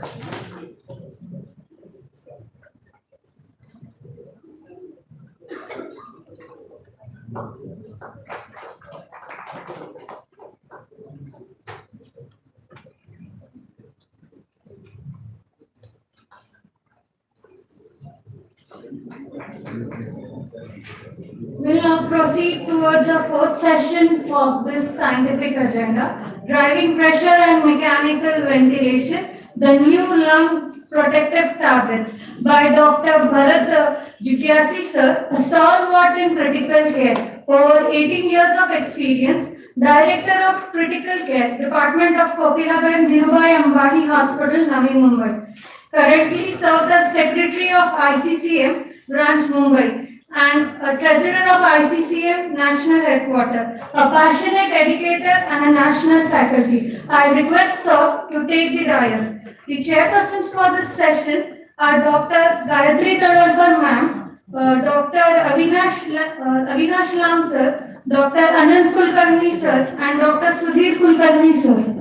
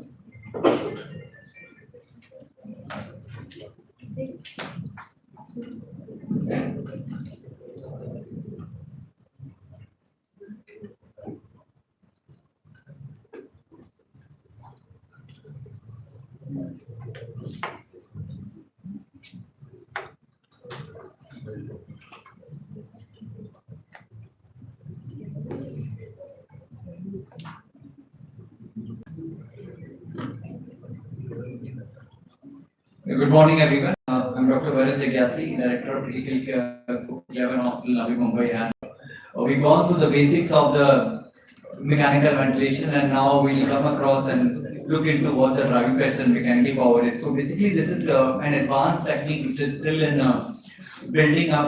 There are no recommendations as of now to practice this. This is more of an analog what we are working on and come across. But eventually we know that this is what's going to help us. So what exactly the drawing pressure is and mechanical power is, we look into the details of it. Disclaimer, I have no conflict. I am not being sponsored by any of the companies who runs the ventilator. So when we speak mechanical ventilation, and we all know mechanical ventilation causes lung damage, and we use mechanical ventilation either in the cases post-op where patients are oversedated or patient needs to be ventilated for a while till they come out of the muscle relaxants. But most of the time in the critical care, we've been using mechanical ventilation when there's a lung injury. So patient who already has a damaged lung or injured lung, and when we put a mechanical ventilation to those patients, of course, if we don't do it in a right way, it's going to worsen it. So the terms were coined right from the mechanical trauma, which came in 1967. Then we had the barotrauma, volume trauma, attack trauma. Good trauma, believe was in 1993. So this is what the mechanical ventilation exactly does. So these are the three analogs. One is the normal lung, then the lung which is ventilated at 45 centimeter of water for 5 minutes, and then followed by the same in the 20 minutes. So we looked at the pressure which was used very high and how the lung changes microscopically. So this is what ventilation does to the lung when not used in the right way. Though we feel we are supporting the patient, but if you don't look into the mechanics very closely, you're causing more damage rather than doing a therapy to the patient. So this is this landmark paper came in NEGM, that is low tidal volume ventilation, and this is one of the major intervention which has changed the overall ventilation of the ARDS, and we have the better outcome of the ARDS. So eventually we had the mortality in ARDS of somewhere around 70% and 30% used to survive. After this paper, the mortality changed to around 40% to 50%, and what we have is 50 to 60% of the patient doing well. So and so is so. The ESICM came to the guidelines in 2023, and they recommended this. So this is the only paper. So as per the evidence, whenever you recommend something, so there are two types of recommendation. One is as per the evidence, and second is as per the experts. So this is the only paper which has been supporting the low tidal volume ventilation. So the evidence remains low because just one paper, but they say this has become a standard of practice. You cannot have more evidence. So even though the evidence is moderate, the recommendations by the experts are very strong. So this is why this has changed the scenario of the overall vending. But if you look at that paper, what it had compared was the 6 ml versus 12 milligrams. So of course 6 was better than 12. But what about 6 versus 7? What about 6 versus 8, 6 versus 10, 7 versus 12?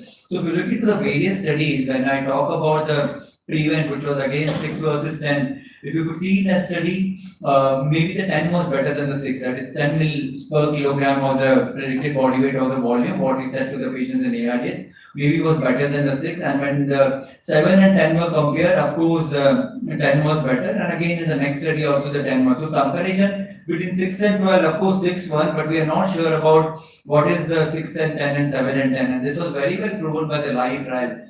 So live trial spoken about was conducted to look into the precision therapy versus the personalized therapy. So as we proudly say, my ICU is very protocolized ICU, I follow all the protocols, all the guidelines. So now we are changing the version where it comes to the personalized care. So now we are moving to the area where we understood every patient is not same, every disease is not same, patient behaves differently, disease behaves differently. So it has to be personalized care. It cannot be one size fits all. So live trial was done to found out whether the personalized care is better than the protocol. So in terms of the ventilation overall, it didn't have a positive outcome. It said no, the personalized care did not change any outcome, protocolized is good. But when they did the subgroup analysis of it, they found out in the certain set of the patient where there was a focal versus non-focal ARDS, they found out patient who had the focal ARDS did worsen on the protocolized care. So maybe this was the reason. So one who had the focal ARDS, by implementing 6 ml per kilogram in that patient, caused more harm than the benefit. So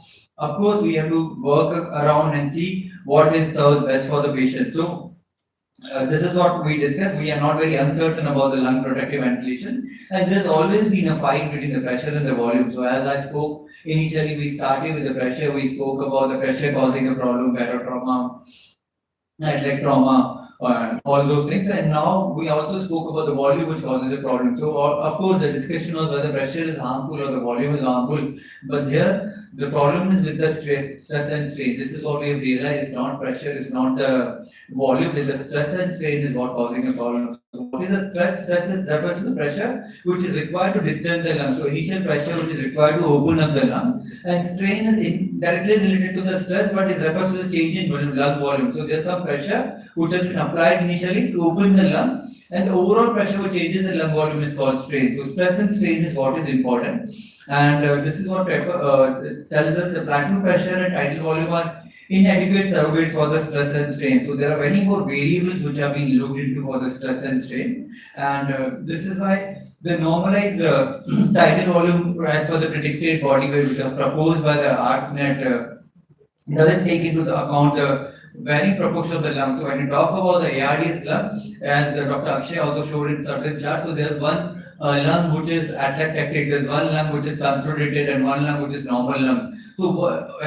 even the single lung has 3 different areas over it. So one size will not fit over there. And of course, when there are 2 lungs, so one lung is maybe more affected, another is not. One lung is more compliant, and another is not. So there is a variation in the pressure. So if I apply a normal tidal volume in a single lung, some part will not be ventilated, some part will be over distended, and some part will do well. And same is true among the 2 lung as well. Maybe one lung will behave normally, other will not. And this is where the concept of the driving pressure comes in. So what driving pressure does is, it scales the tidal volume as per the lung size. So you look into the lung size and you decide the tidal volume as per the lung size. This is what exactly it is. So when I talk of the tidal volume as per the lung size, that is tidal volume as per the compliance of the lung. And how do we calculate compliance of the lung? It is tidal volume divided by P flat by P. So when I run this, the whole formula,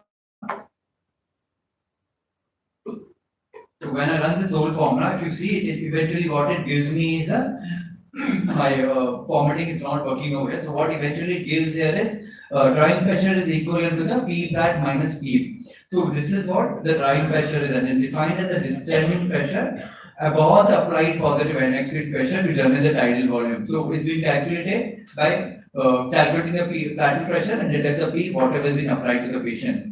And why this concept came in? Again, this came in by the paper by Amato, which was published in NEGM. So, of course, he found out release due to increase in the pressure during ventilation, and it's not exactly the main pressure, as we spoke about the stress and strain. It's a difference in the applied pressure is what known as the driving pressure. So, what he studied over here is,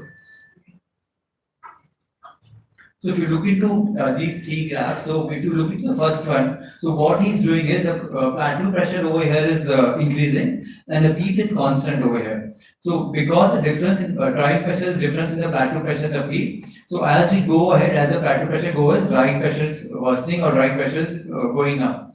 So if you look into the mortality chart, as the driving pressure goes up, mortality of the patient rises.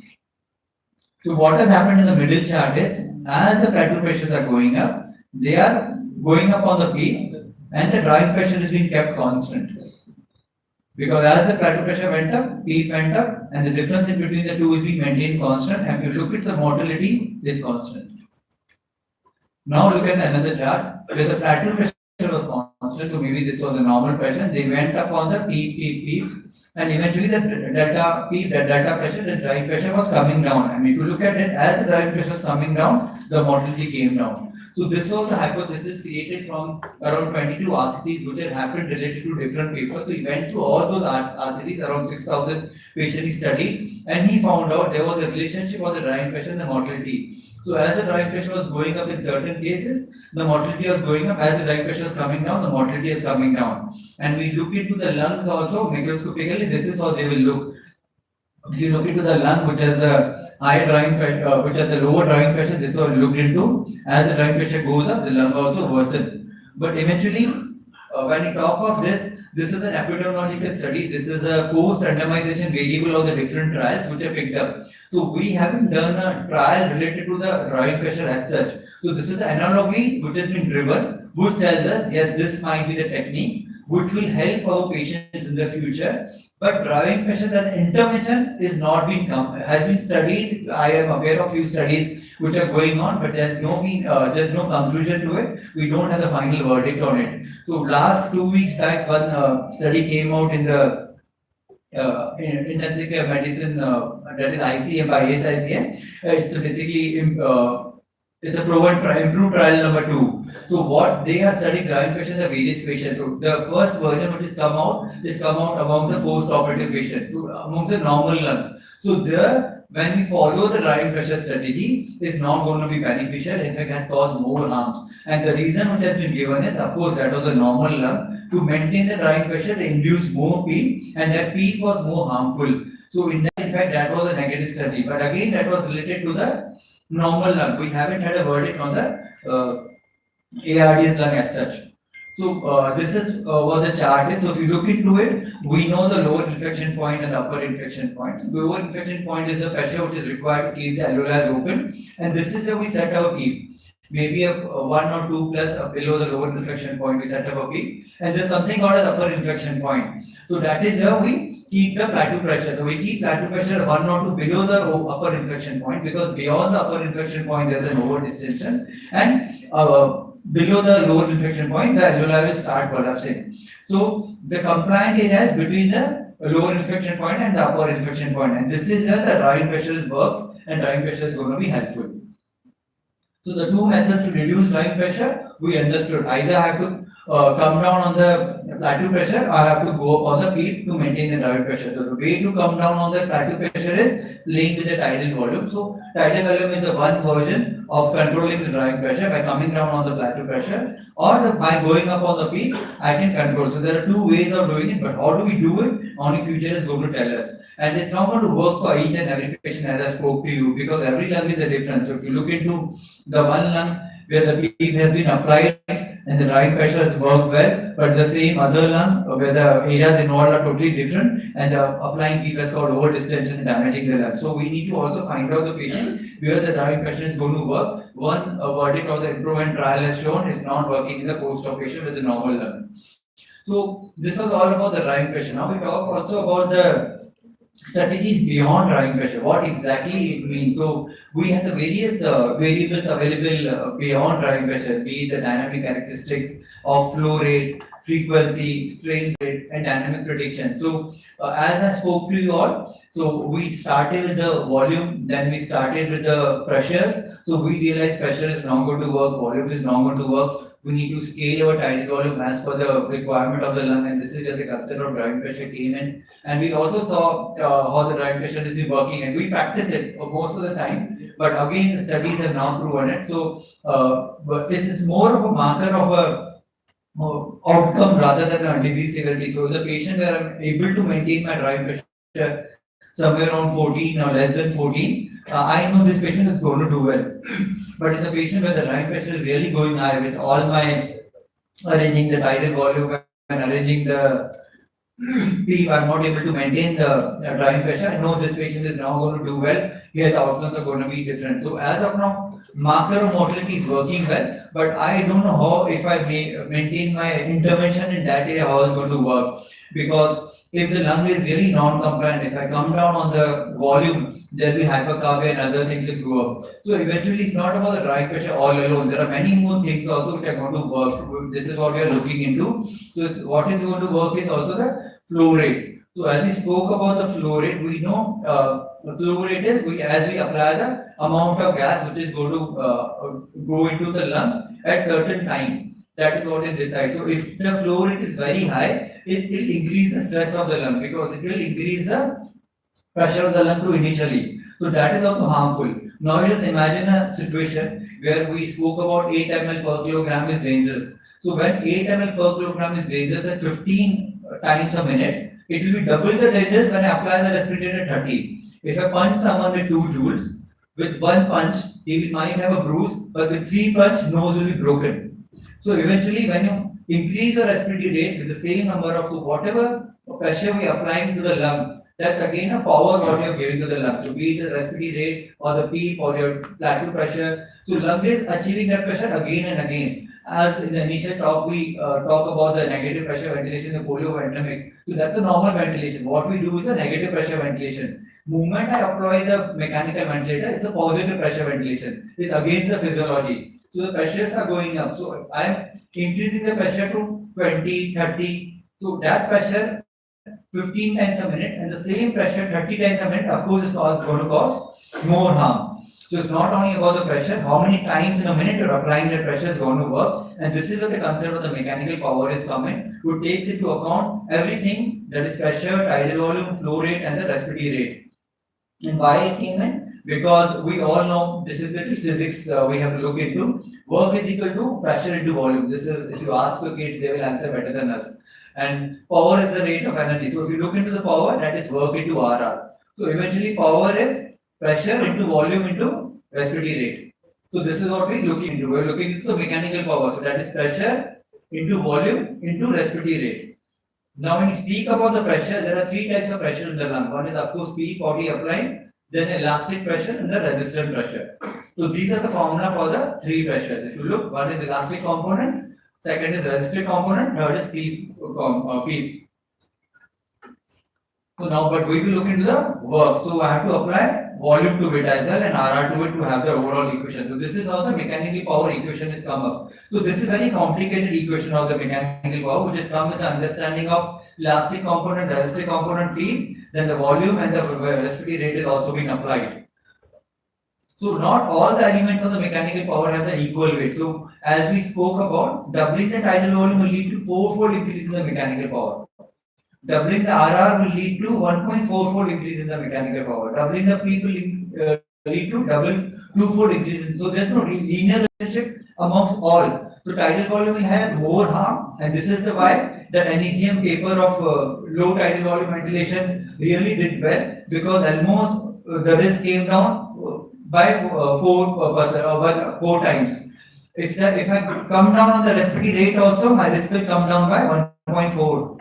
If I come down on the field, my risk will come down by 2-fold as well. And this is why Gattolini arrived overall into the mechanical equation. So he came down that equation, what we look into the mechanical power, many ventilators provide that equation. But if you have the ventilator which cannot provide, of course, we have to calculate manually. So he came out with a comprehensive formula as compared to this. And this was studied in 30 normal patients versus the 50 ERT patient. And he found out that comprehensive formula was very much equal to what the exactly mechanical power is. And apart from that, he also come out with the other formula as well, which is called that was surrogate formula, and then he came out with the comprehensive formula. So this was the surrogate formula what Gattolini came out with. So if I calculate it in certain patients with a minute ventilation of 30, peak inspiratory pressure of 35 and PEEP of 10 and the respiratory flow rate of 40 and divided by 20, this so mechanical power will come out to be 25. If I apply the comprehensive formula, which is easy to calculate for all of us, this is very simple formula which we can calculate.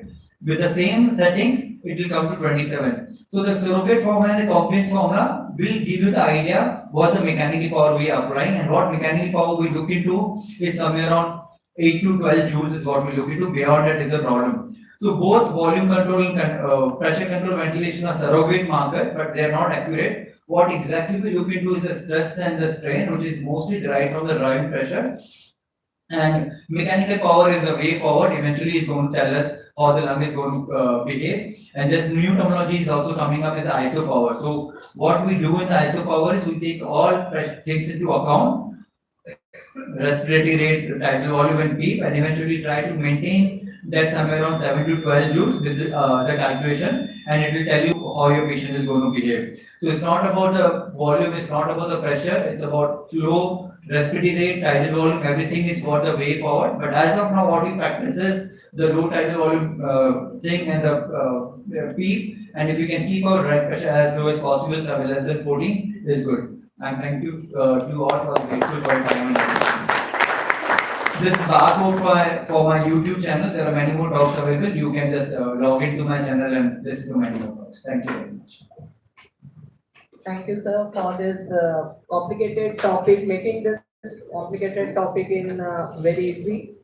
And it's an honor to be a chairperson for this very experienced person in the critical care. Thank you, sir, for wonderful Thank you. presentation. So my one question, in spite of taking all these precautions, many times we see the diaphragmatic asynchronicity. So is there any way to prevent this asynchronicity?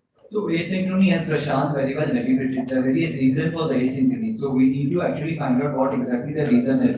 Many times ventilator could not be the reason. It's because we applying so much of a power to the lung, so much of mechanics to the lung, and which are against the physiology, patient won't tolerate it. So the best way is to find out the mistake is not from our side, as he explained, to look into the eye ratio, look into the eye time, look into the T time, what exactly is happening. But if you're not able to correct with that, then sedate the patient adequately. If not at all, then even the guidelines says routine use of neuromuscular blocking agents is not allowed. But of course, in these cases, we are not able to control the asynchrony totally with the ventilator adjustments and with the deep sedation. One can start using the neuromuscular blocking agents in those patients. But neuromuscular blocking agents, mind you, should be used only once you've corrected all your mechanical parameters, you are adequately sedated the patient, nothing is working, then go for it. Do not make it a protocol to paralyze each and every patient who has an ARS and who is being given to the higher mechanics. Thank you, sir.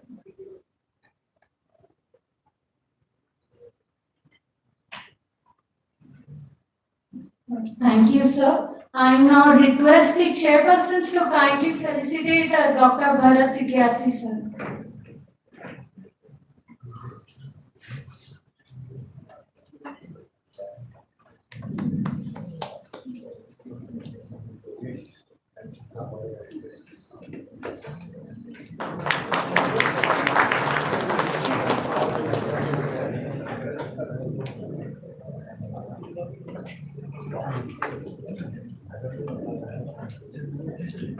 I request Dr. Sanjay Patni, sir, to kindly felicitate the chairpersons for this session.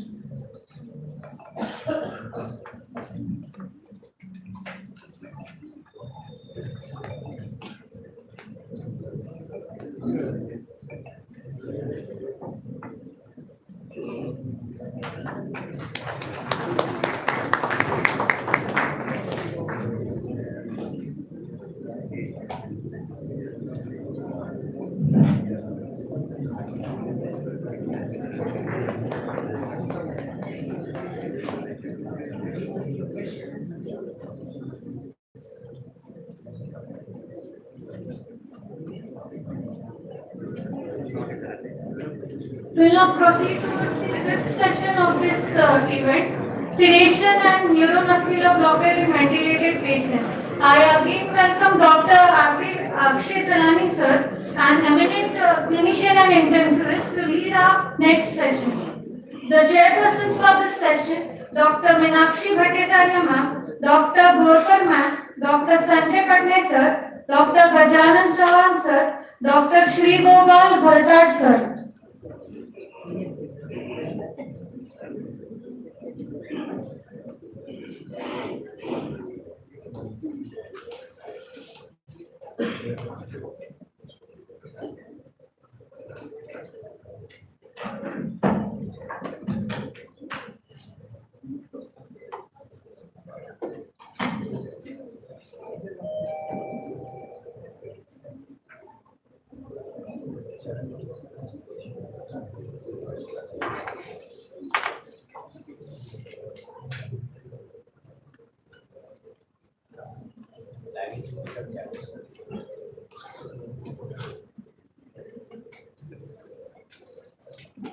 Chairperson, can I start?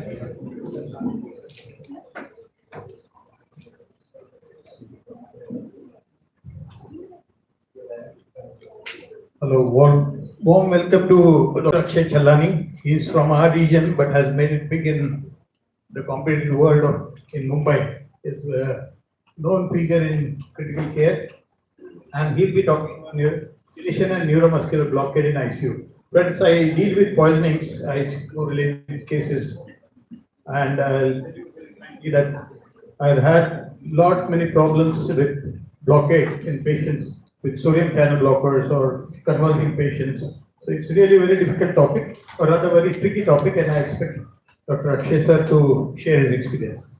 Over to sir. Thank you, Chairperson. I just see that at the end of talk, nobody is sedated actually.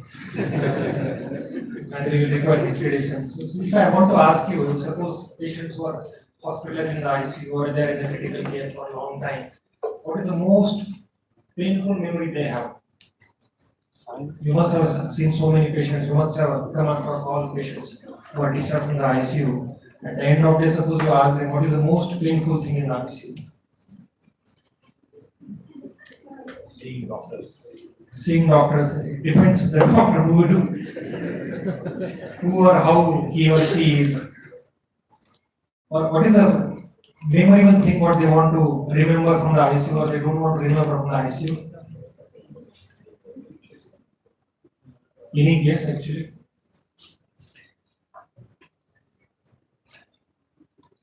Keep on guessing basically. If you, this is an article published in this American Journal of Critical Care Medicine. Pain is the most common memory patients have out there in the ICU, and they don't want to remember that actually.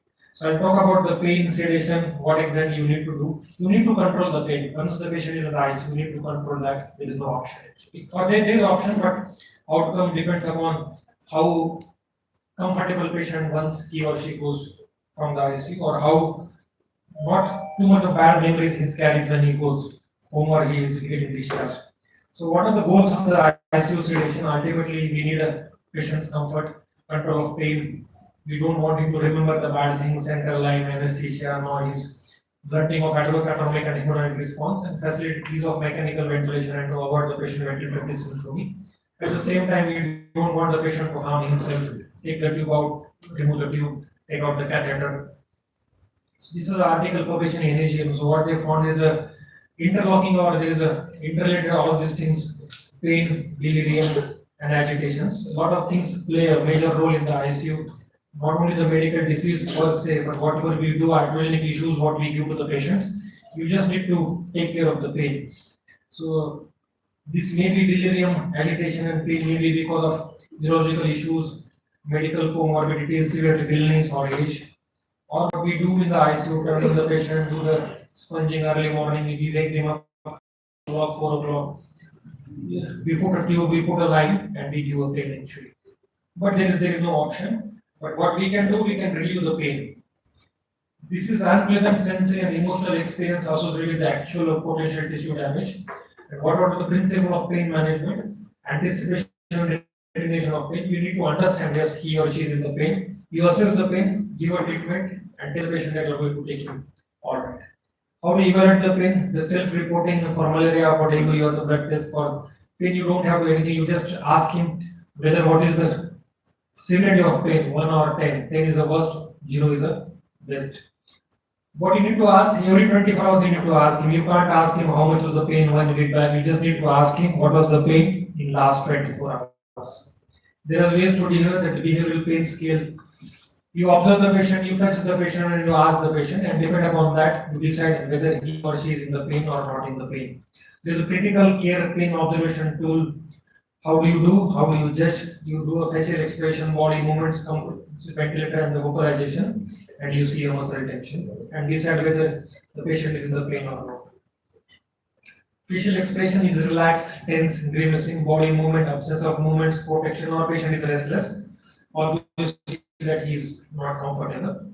Compliance with the ventilator, patient comfortable on ventilator, fine, but not ventilator, is fighting with the ventilator. There is a problem. Vocalization, you ask the patient the way he speaks, if not mechanically ventilated, the way he speaks or the way he behaves, or muscle tension is relaxed, tense, rigid.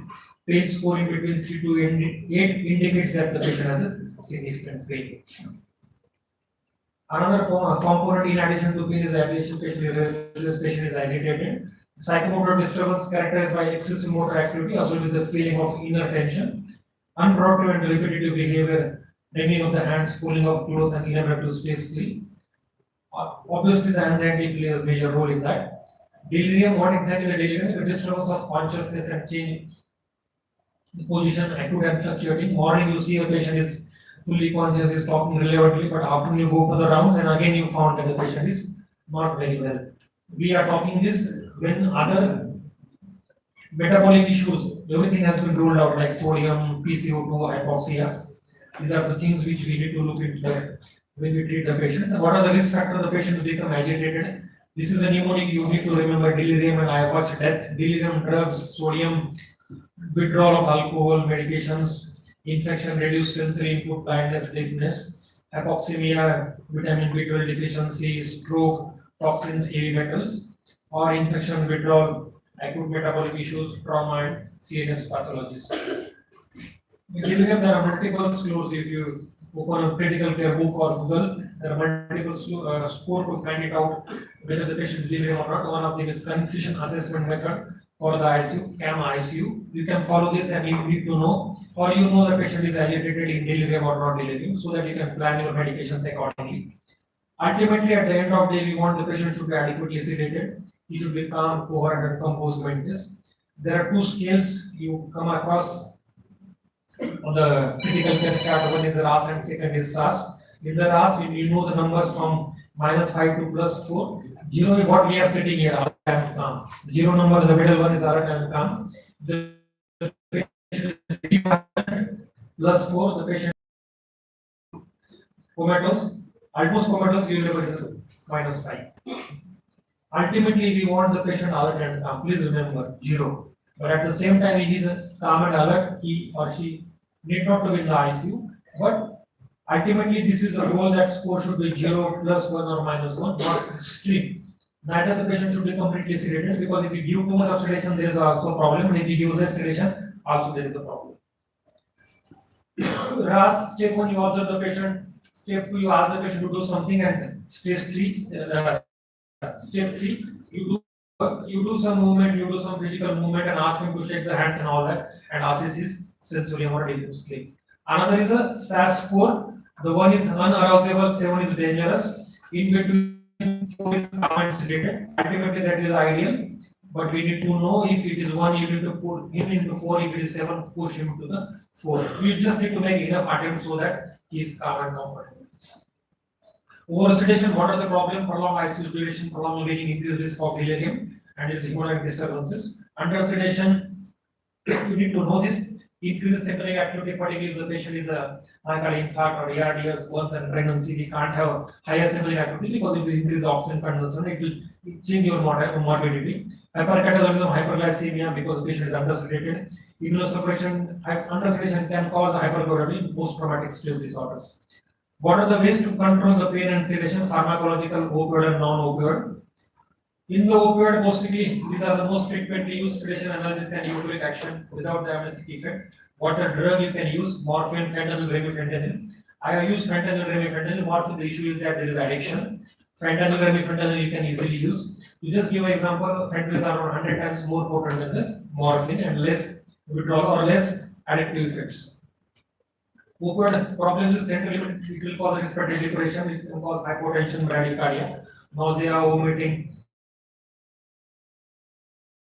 Patient continuously on fentanyl and you feel that this is very stiff. One of the side effects of it is because of fentanyl. You need to stop that. Patient control analgesia are most of the post-op patients who decide, who is fully conscious, they decide about that. Non-opioid, basically paracetamol, ketorolac, and ibuprofen. We don't use it frequently in the ICU, but paracetamol can control. Ketorolac, ibuprofen, even the kidney is okay. Sedative, 2-3 things I want to remember about sedative. We frequently use this benzodiazepine, propofol, dexmedetomidine. Ideal sedative, this is ideal only. No molecule is ideal, but ideal what you or she should have. It should have both sedative plus analgesic effect, minimal effects on the heart, controlled respiratory side effects, rapid onset of action, no accumulation in kidney or liver, and the cost effective. Ideal is only on the paper. In the books, practically it doesn't exist. The most common benzodiazepine what we use is midazolam and lorazepam. If there are convulsions, you prefer lorazepam. Midazolam to continue sedations. 2 things I wanted to remember: when there is a convulsion, don't prefer midazolam, use lorazepam because of a long action. Benzodiazepine side effects: it's drug accumulation with prolonged sedation, prolonged time of awakening, tolerance and withdrawal. Problem with the lorazepam is it can cause glycol toxicity with lactic acidosis, can cause hemolysis and multi-organ failure. So when you are using benzodiazepines, particularly suppose you are using benzodiazepam, you need to be more careful about lactic acidosis. Propofol is the next one. When there is a mechanical ventilated patient, you are worried about his ICP, you use this drug propofol. Three things I wanted to remember about the propofol: it can cause hypotension, hypertriglyceridemia, because it's alcohol. And if you're using propofol too much, the dose, please remember, is 4 milligram per kg per hour for more than 48 hours. So suppose patient's normal weight, we assume there is 70 kilogram in ICU. So more than 280 milligram per hour. So it's quite high dose. Suppose you're using this, then you worry about the propofol infusion syndrome. Otherwise, just remember for academic purpose. Ketamine, patient is hemolytically unstable. You use that point of time if the patient is asthmatic.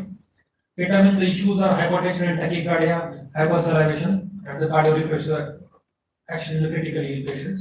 So ketamine given a choice, use only when there is a asthma or the patient is not unstable. Another is dexmedetomidine. For the last 3 or 5 years, a lot of people are using this molecule. Only one thing remember about this dexmedetomidine: it can't be used in the patient with a deep sedation is required, and it has a symptomatic effect. So remember, you're using this molecule, look after the heart rate. Significant radical, you can discontinue this molecule. However, when the patient is acute confusion, acute psychosis, you are not able to handle the patient needs immediate restraint, that point of time you can use this molecule. We use the IV around maximum dose around 10 to 20 milligram. But when you're using the haloperidol, you need to see for the QT prolongation. Just do a ECG daily or almost alternate day when you are doing this, and it has the extrapyramidal effects. Please remember, whenever you're using the sedation in the ICU, every morning when you go for the rounds, early morning stop the sedation. Don't keep the sedation continuously. Morning you stop the sedation, you reassess the neurology. It's possible because of kidney, liver, you stop the sedation at 8 o'clock. It will take around 5-6 hours for the patient to wake up. Once you wake up, you see the CNS status and then restart. It's clear? Once you are pretty sure that the patient is fully conscious, then restart. Or once you stop the sedation and you know that he is very restless and not able to ventilate, then you restart the sedation. And once you restart the sedation, wait for 24 hours. Again, even in the night, again, don't discontinue. So once you restart, wait for 24 hours and then discontinue the sedation actually. Sedation already is required because if you found that unless you don't discontinue the sedation, the chances of post-traumatic stress disorder and prolonged ICU stay is too much. The problem is that in which group of patients you can't stop the sedation. The effect is 100%. Today only patient you put on mechanical ventilation only 6 to 8 hours. Peak pressures are very high, patient is uncomfortable, hemolytically unstable. Don't come and stop the sedation. Things will go haywire. So just give some time for the patient. So 124 40 hours over, mechanically ventilated, the situation is under your grip. There is no significant hemolytic instability. That point of time only you stop the sedation. Otherwise, in acute EMI, elevated ICP, active seizures, acute alcohol withdrawal, and post CPR, just keep a high threshold to stop the sedation immediately. Marker surgery, then how do you monitor? You keep a SAS and R scale. Sedation so far is yearly assessment and management. But when they have used this quantitative method of estimation of reversal, then the complications have gone down. So they have their own place, I believe. And newer ones, this rocarinium, it's quite good. Means for rapid sequence intubation, I think most of the people use it. There's one more new Sugam Medics that has come up. Costly asल्यामुळे आणि आपल्याकडे available आहे की नाही माहित नाही. But that's much better. That's much better. Yes, I'm not saying not use it, but keep a very high threshold to use it. So for intubation, are you routinely using roculinum for intubation? And whether you require sugamatics for reversal in any case? First question, are you routinely using roculinum? Suppose now your fat is 100%, we put on NIV. We use the sedation once you know that he's not breathing or he's comfortable, complete sedated. We intubate the patient, give the first dose of roculinum, and then next we keep not finger crossed, but we don't use too much of muscle paralysis. First 1 hour, 2 hours till you put a line, till you get the grip of the situation, you have to use settle ventilator and all that. Then first or second dose I use muscle paralysis, but after that I'm not very I don't use that.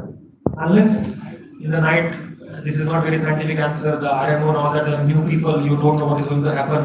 Young patient, 20, 30-year-old man, you have to 100% multiple iron drops, then I keep a whole night, just continue the first 24, 48 hours muscle paralysis engagements. After that, I don't do that. Convulsing patient on ventilator. we want to reduce the metabolic rate. I think this has got some place. So I put that in statistical figures. Sometimes suppose you just paralyze, you don't know what is happening. Suppose you have continuous EEG, then only use that. So at least you know what is happening in the brain. Otherwise, muscle injury and rhabdomyolysis will issue. Sir, hello sir. Sir, I work in anesthesia. My observation is that for neuromuscular blocking agents, we make them too much of villain.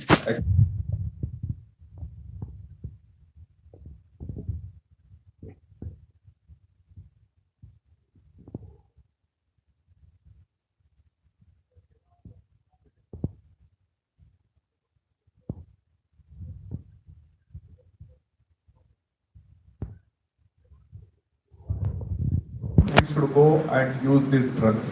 Just continuing with lot of dysynchrony of ventilation or traumatic intubation, rather than doing these things, I think we should electively use these drugs.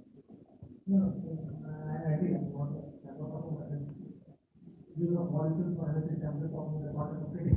I am also talking in the context of critical because I have seen so much of intubations. We have been called for intubation. By that time, there is so much trauma. Patient is fighting, and we are not using this drug to the thinking about their complications. yeah. I'm not contracting, but I'm saying that if there is too much of trauma and all that, as our medical practice is there, you just call a senior person around, just see that the training is good. What I'm trying to say that if there is a trauma and all that, that something is going wrong, not in the context of teaching education, but hierarchy level.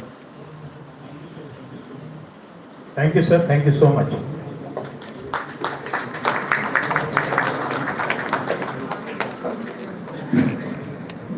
I kindly request the chairpersons to kindly felicitate Dr. Rakesh Chanani, sir.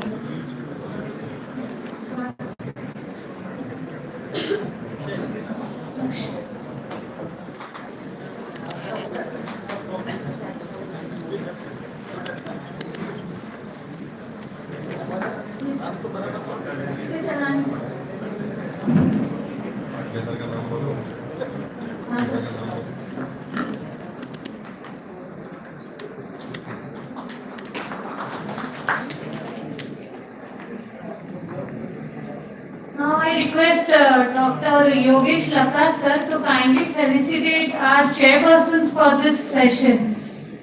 Dr. Sanjay Patne sir.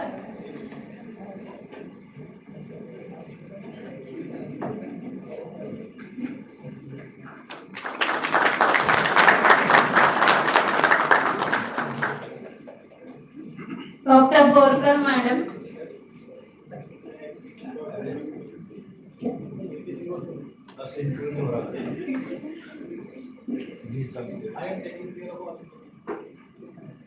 Dr. Borkar madam.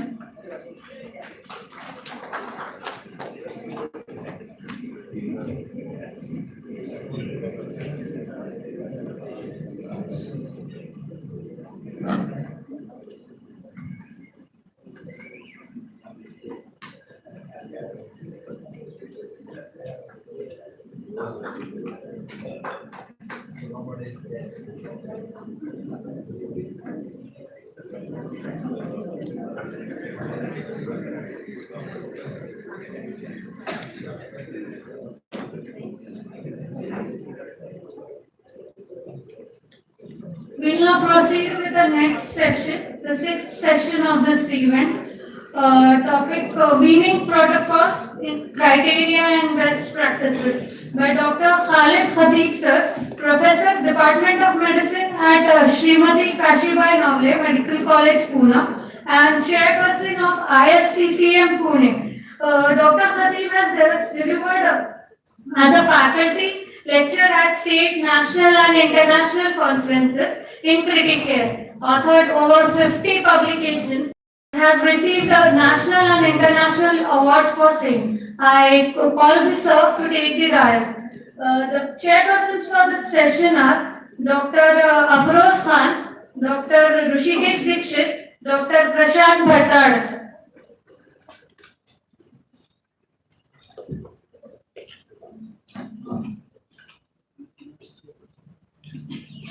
morning, everybody.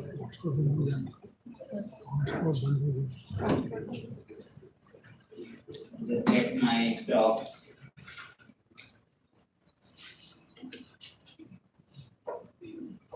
Prior to hospitalization, right lower lobe pneumonia. On admission, pulse was 120 per minute, blood pressure was 94/50, RR was 38, his ABG showed hypoxia, mild hypercarbia. He was intubated, ventilated, started on CMVC with PEEP of 5 and FiO2 100%. The PEEP was then escalated to 10. He was also started on antibiotics and other treatment, sedation, paralysis, vasopressors, plus minus some steroids were given. So what is the diagnosis for my residents? So diagnosis is community acquired pneumonia, sepsis, septic shock, and if you look at the X-ray, which is there on the day of the admission, bilateral haziness, so we will call that ARDS. So the treatment was continued for around 10 days and is on assist control mode of 10, peak of 5, FiO2 was reduced to 40%. X-ray, there is improvement in the X-ray, but it is not normal X-ray, because you know that once the patient has ARDS, his X-ray, for the X-ray to improve, you will be around 2 to 3 weeks. The patient will improve before the X-ray improves, which has now come down. Should I think of weaning the patient? So we come to my talk now. So I'll just give you a second to decide whether you want to have this patient, whether you want to wean that patient. So what is weaning? It is a gradual process of reducing ventilatory support so that you enable the patient to take over a greater share of his ventilation, and it can account for almost 40% of the total duration of your mechanical ventilation. Why do you want to wean? Because you do not want to delay the weaning, because it can cause complications like ventilator-induced lung injury, ventilator-associated pneumonia, or it can cause ventilator-induced diaphragmatic dysfunction. You do not want to wean your patient prematurely before he is ready for weaning, because there may be defective gas exchange, patient may aspirate, or there may be respiratory fatigue, and then you may have to again re-intubate the patient and restart the ventilation. So the question before you, whenever you are seeing your patient who's on mechanical ventilation and you feel that now is the time that he can be weaned, you should be asking all these questions, these 6 questions.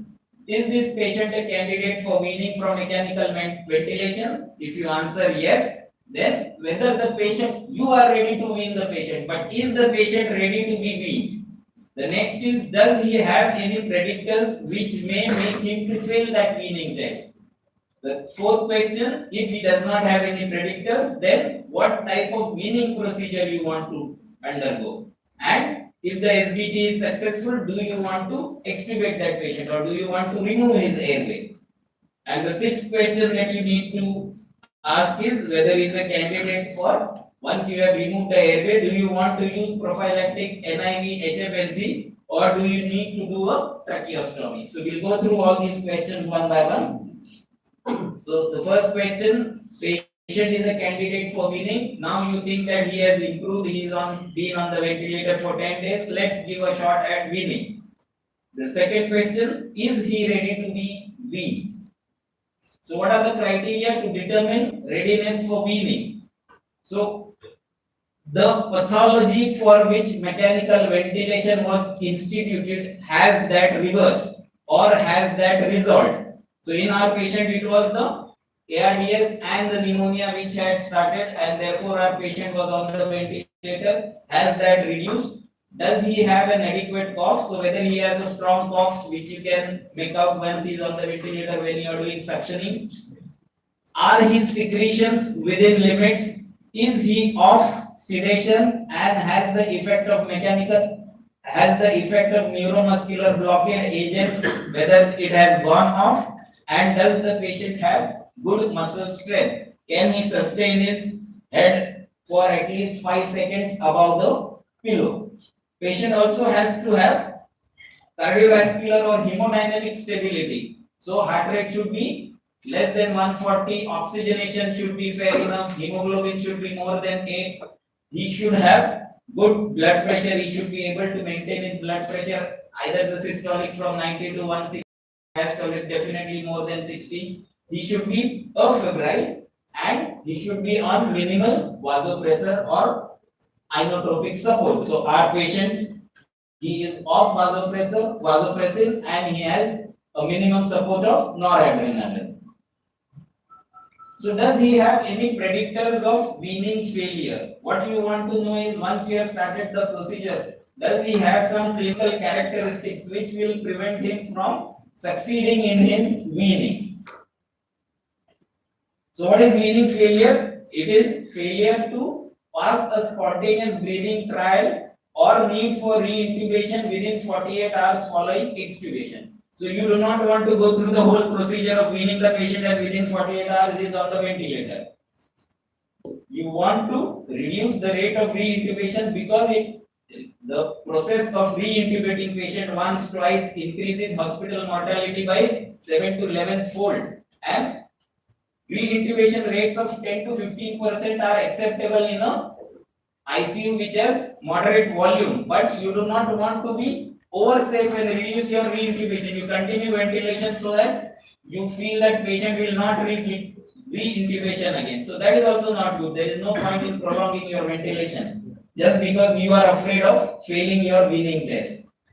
So why does weaning fail? Because patient may have lung problems which are not adequately resolved or adequately thought of. Patient may have airway obstruction, patient may be needing bronchodilation, or he has ascites which is causing the diaphragm to go up, or he has a pleural effusion which you may need to tap. Patient may have autopsy, interstitial lung disease, lung fibrosis, or patient may have delirium and impaired cognitive function. These are some of the important factors why a patient may fail weaning.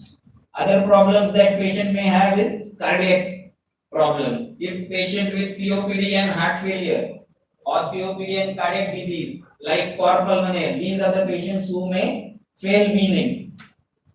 As well as if they have muscle atrophy, either diaphragmatic atrophy or intercostal muscles are atrophied because of long-term ventilation. If any of these four things are present, patient may be a candidate where he may fail weaning. So if your patient has what is called as heart rate variability, that is, if the patient is sleeping, his heart rate is 60 and patient gets up and his heart rate goes up to 120, 130, 140, that means patient is having heart rate variability. There is a problem with his autonomic nervous system, and heart rate variability may be a marker of weaning failure.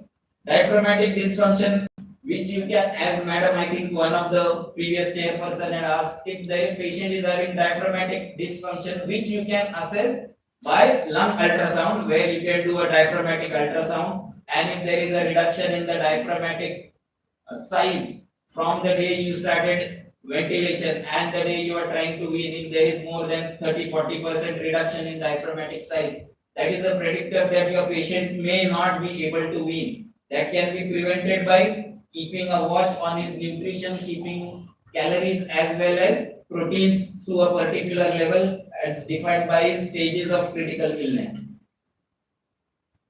So if your patient has tidal volume which is more than 5 ml per kg, minute vital capacity which is more than 10 ml per kg, respiratory rate which is less than 35, PEEP which is less than 8, and something called as rapid shallow breathing index, and it is less than 105. I'll come to that in a minute.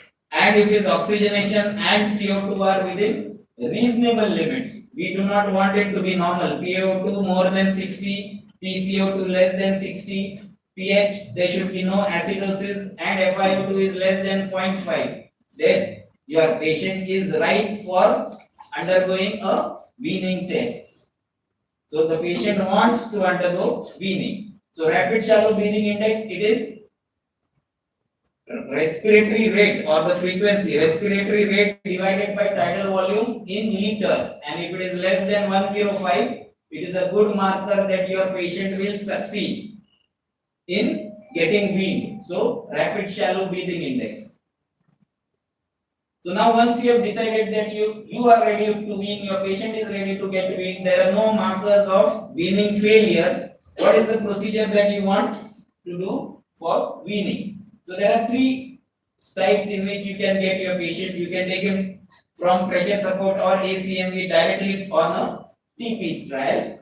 You can do a CPAP trial, or you can do a pressure support ventilation trial. Pressure support ventilation with around 5 to 8 centimeters of water, or you can use a newer mode which is known as automatic tube compensation, in which the ventilator will take care of the endotracheal tube, the resistance because of the tube, and it will adjust the ventilation because of that. So most commonly I think we do from ACM, we will take him on pressure support ventilation. Once we are comfortable with his spontaneous breathing, I think then we will go on to TP's trial. That is the routine way in which we usually do it. But from ACME, you can go to PS trial and then you can directly go on TP's. So if you compare all methods, a study found that pressure support ventilation may be better than directly taking the patients on TP's trial. So one ACME, assist control mode, then pressure support ventilation for half an hour. If you are comfortable, patient does not have any signs where he is having respiratory distress, then I think we can straight away go to. So now failure of this SBT, spontaneous breathing trial, what it is telling you, if the RR increases to more than 35, minute ventilation increases more than 20 liters, patient develops hypoxemia, hypotension, and he shows use of accessory muscle, then I think your spontaneous breathing trial has failed. You need to go back on again controlled mode of ventilation. But if none of this is there, then you can decide that your patient has been successfully undergone a spontaneous breathing trial. That means his heart rate is less than 35, there is no variability, oxygenation is good, blood pressure is good, there is no increased work of breathing. Then you can straight away take your patient on TP's and you will have done what is called as a simple weaning, where on the first attempt that you decide to wean, patient comes off the ventilator. Not all patients will have simple weaning, some will have difficult weaning, because that is what you want your patients. You do not want all patients to have simple weaning. So some patients will be difficult to wean, where you may have to do up to 3 trials, or patient will come off the ventilator within 1 week. And some patients may have prolonged weaning, where it may take more than 7 days from the time you have decided that you need to wean till the time he comes off the ventilator. If successful, what do? Once your patient is past a spontaneous breathing trial, he is on TP's, and now you want to decide whether you should take out the airway. So either the patient is on a endotracheal tube, or maybe you have decided and done a tracheostomy and patient is on a tracheostomy and a TP's. What do? Now he is ready for airway removal. So let's go. So before you remove his airway, you want to see whether he is having any risk for extubation failure. Age more than 65, pneumonia as a cause of respiratory failure, failure of 2 or more consecutive spontaneous breathing trials, if your patient has chronic heart failure or other causes of heart failure, PaCO2 is more than 45, he has weak cough, he is obtunded or drowsy, Apache score is very high on the day of extubation, GCS less than 8 with poor airway, and if he has stridor, if he develops stridor after extubation, that means that the patient may require re-intubation. So what is extubation failure? It is defined as re-intubation within 48 hours after extubation, and it is associated with prolonged ICU and hospital stay due to respiratory failure or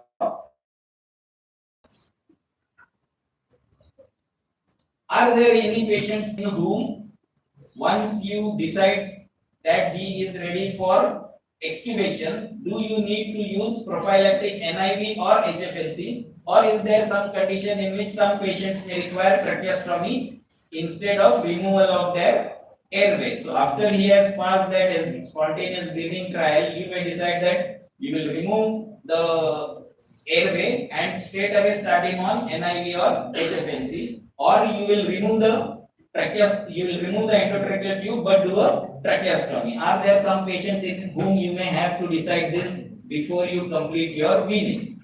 So this is prophylactic use of NIV. So patient is succeeded in his SBT, he is on a T-piece, and then after extubation you immediately put him on NIV, not after he becomes breathless after 4 hours or 6 hours.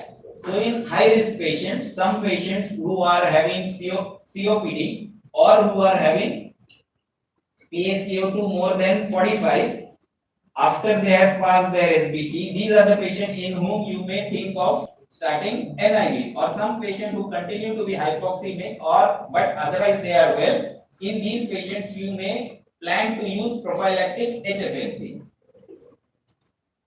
What about tracheostomy? So tracheostomy is recommended as a means to facilitate weaning in difficult to wean patients. So patients who are requiring at least 5 days or more than 3 SBT trials and you are unable to remove the airways, these are the patients in whom you may think of. Or if they are unable to take care of their secretions, they are obtunded but otherwise well, you may think of doing a tracheostomy so that these patients can be weaned. What does tracheostomy do? It reduces dead space, decreases airway resistance, decreased work of breathing. It allows for better pulmonary toilet, prevents complications like tube obstruction, improves patient comfort because there is nothing in the mouth anymore, and it may facilitate weaning. So coming to now this topic, which is the hot topic nowadays, artificial intelligence. As if our intelligence was not enough, we need human intelligence plus artificial intelligence to predict mechanical ventilation weaning success in patients with respiratory failure, including those who have ARDS. So you use your whatever Chat GPT, Perplexity, and put it on your phone, and another app which will tell you whether this patient is going to be weaned successfully. You feed in all the data about your patient and what respiratory or ventilator parameters is on, and then the Chat GPT or the LLM, large language models, they will give you an answer whether your patient is a candidate for weaning success. Still in experimental stage, we may get it within the next, by the time our residents become consultants, maybe they will be using, and my lecture is not of any help to them, they will just ask their Chat GPT, they will take a video of the patient and the video of their ventilator, and the Chat GPT will say, weaning kar do ya mat karo. So they will no longer call me to give this lecture, they will just ask their. Okay, coming to the last 2 slides. So your patient is considered to be weaned. You think he is ready to wean, patient is ready to wean. If he doesn't have all these problems, then you do the SBT. SBT may be either T-piece trial, pressure support trial. It's just my last slide, thank you. Or the CPAP. If he does not have respiratory distress, hemodynamically unstable, you think he is ready for removal of the airway. He doesn't have any problems of extubation failure, then whether it is simple weaning, difficult weaning, or prolonged weaning. In the end, you have removed him off, patient is happy. Now coming to, don't forget the case which I showed, that was not just a arbitrary case. So this is the patient, he was on TP's trial, he is so happy that he is playing cards in the ICU with his son, and the next day once he had a successful SBT, we removed his TPs also and he was happy. So we have successfully weaned out that patient. These are the references, and thank you.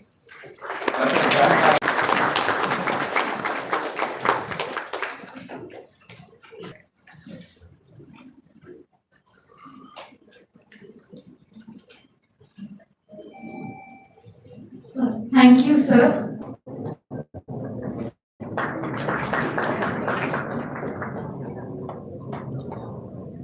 I now request Dr. Dr. Meenakshi Bhattacharya ma'am to kindly felicitate the chairpersons for this session.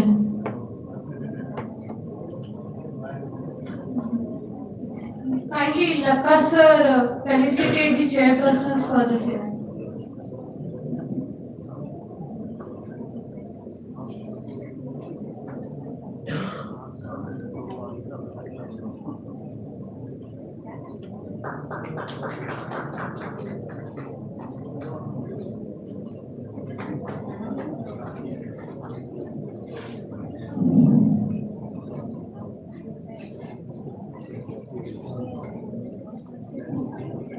Now we'll proceed towards the seventh session of this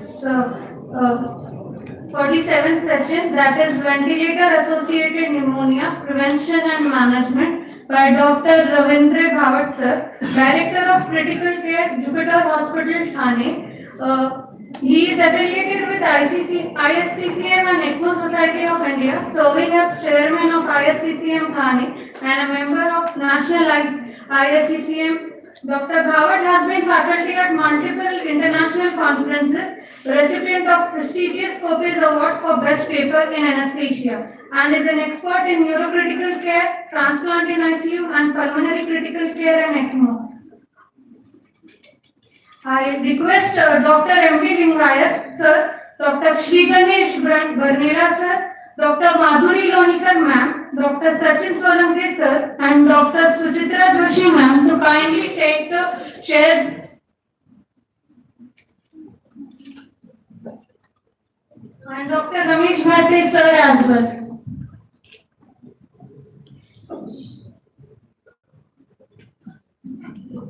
Thank you for the kind words.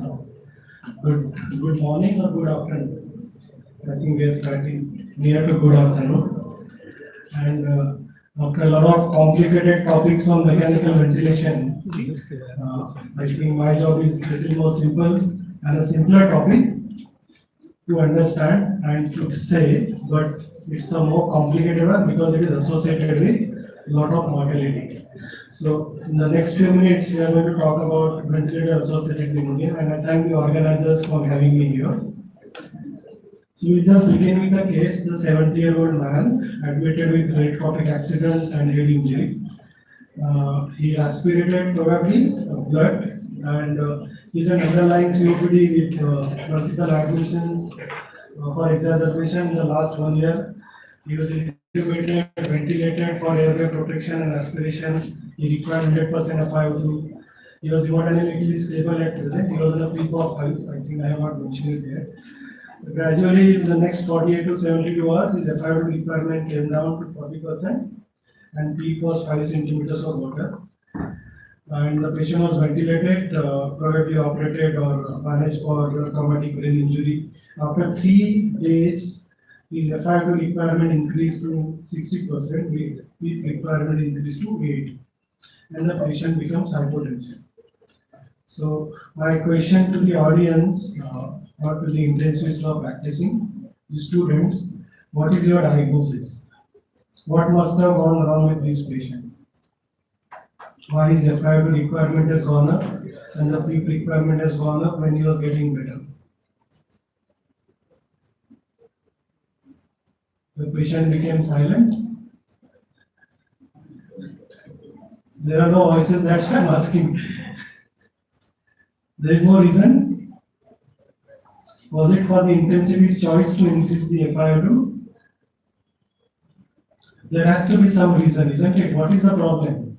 Now, there can be multiple ones, and they are called as ventilator associated condition rather than calling them ventilator associated. Maybe there was atelectasis, the patient was not getting ventilated well, right? Maybe there was pulmonary edema, neurogenic, or he was fluid dissociated more, right? Maybe there was small pneumothorax, we don't have the X-ray at present with us. There are many reasons why the FiO2 can increase. So every FiO2 requirement or peak requirement which is increased doesn't mean that this is a ventilator associated pneumonia infection, but there is a possibility of infection. So this is the definition of ventilator associated condition, that you can see that your FiO2 increases by 0.2 for 2 days, or a peak requirement increases by 3 for 2 consistent days. Then this is a ventilator associated condition. That's something going wrong which is associated with the ventilator. Now I give you further information that the patient's temperature is 34 degrees Celsius and the WBC count is 3500. Platelets are 180. Is it VAP now? Because we are talking on ventilator associated pneumonia, then it has to be VAP, isn't it? How many are there? How many say that this is VAP? Nobody says this is VAP. So how many don't say that this is VAP? भाई मुझे confuse कर दिया.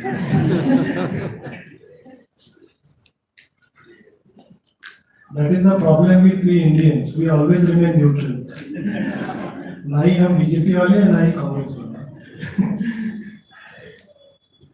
We have to have an opinion, right? Look at the Europeans and Western world. Even if they don't know, they have a lot of opinions, and they are very confident about their opinions, and they have a lot of study to support it, though they may not have an experience, right?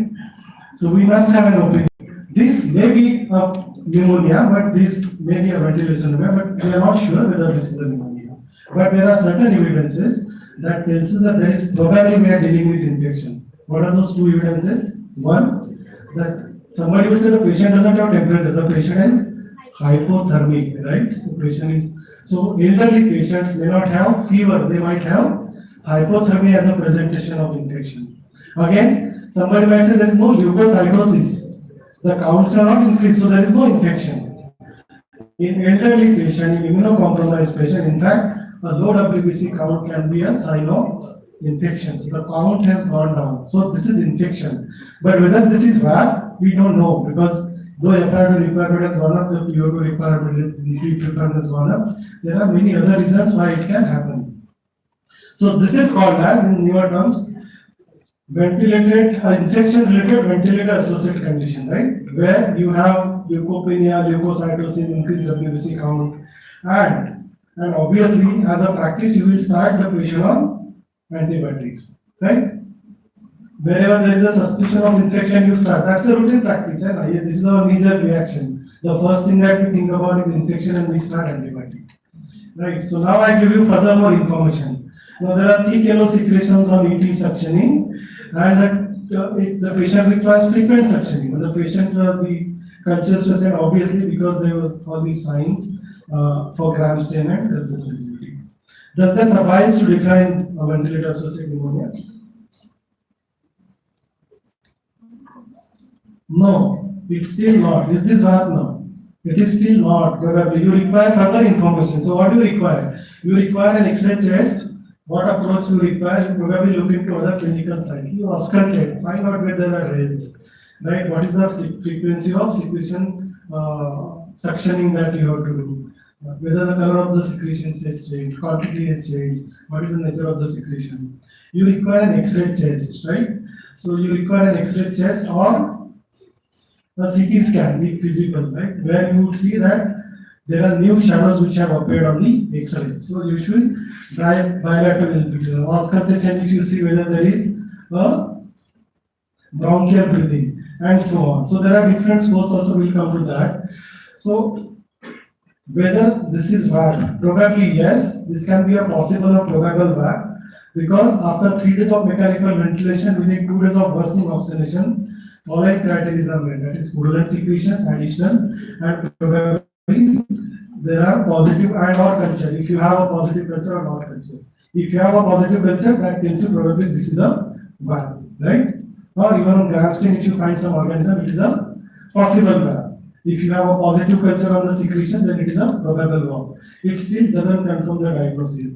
When it confirms the diagnosis, only when you have a clinical picture which is matching with the X-ray, and if you have the same organism which is responsible for causing an infection in the lung, you say it in the blood or in a tissue culture, right? Then it is a definitive diagnosis. So definitive diagnosis is always when you have the same organisms in the blood as well, right? So that is definitive. So what is possible VAP? When gram stain evidence of purulent pulmonary secretions or positive pathogenic culture, and gram stain of purulent positive secretions, and or quantitative, semi-quantitative method, say if you get a pathognomonic organisms. So there are two scores. One is the modified CDC criteria, that is whatever we talked about. It's a compilation of that, and pulmonary clinical pulmonary infection score, the CPI score, right, which takes into account the tracheal secretion, checks infiltrates, temperature, leukocyte count, PF ratios, and microbiology. And any score more than 6 tells you that there is probably a VAP. Right? So you put all your parameters into this score and that tells you whether there is a probability of VAP, right? But is it sufficient for the diagnosis? The CDC recommends that you should go, you cannot only go by this CPI score or the score, you have to go by your clinical decision, right? Your clinical acumen, clinical suspicion, and plus if these scores would help you in diagnosis.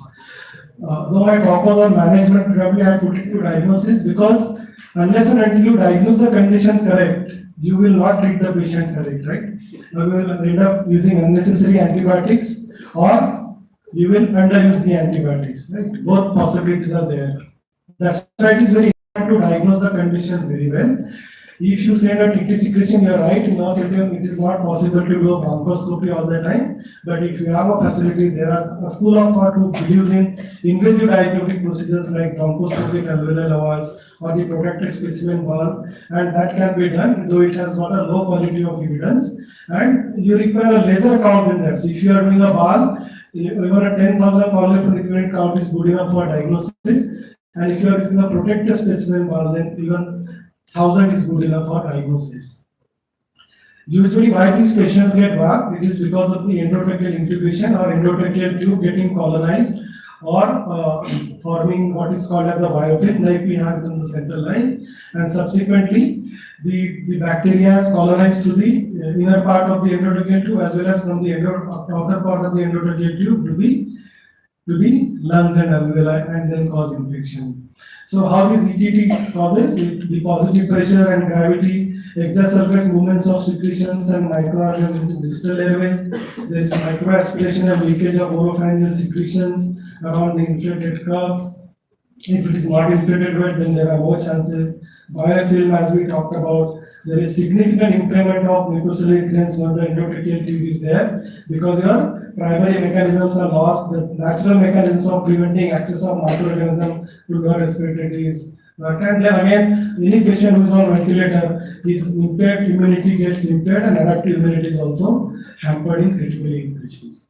So there are various factors like mechanical factors, emergency intubation, re-intubation, supine position, use of paralytic agents. So there was a lot of talk about using paralytic agents. If you use excessive paralytic agents, the incidence of VAP is more. The uninflated curve. These are all preventable factors. Then patients who have altered mental status, low level of consciousness, excessive sedation, you have to give hot sedation. Then duration of aspiration, duration of mechanical ventilation. If you have a nasogastric tube, the chances of aspiration are more. Prolonged antibiotic use, you get resistant organisms. Patient factors like age more than 70, pre-existing lung disease, severity of illness, burns, and others like if you have 6 patients being managed by one nurse, translocation is going to happen more. The transfer of bacteria is going to happen. Cross infection is going to happen more.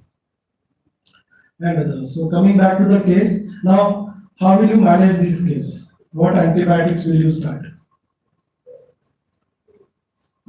We'll revisit the case.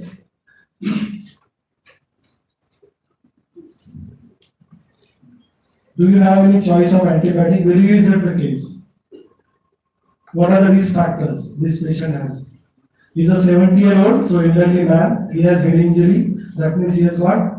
Altered level of consciousness and neurological problem. He has already aspirated. He has got a COPD with multiple admissions in the past, right? So that means he must have been exposed to multiple antibiotics. So he has got all the risk factors, or most of the risk factors for having a resistant bacteria, right?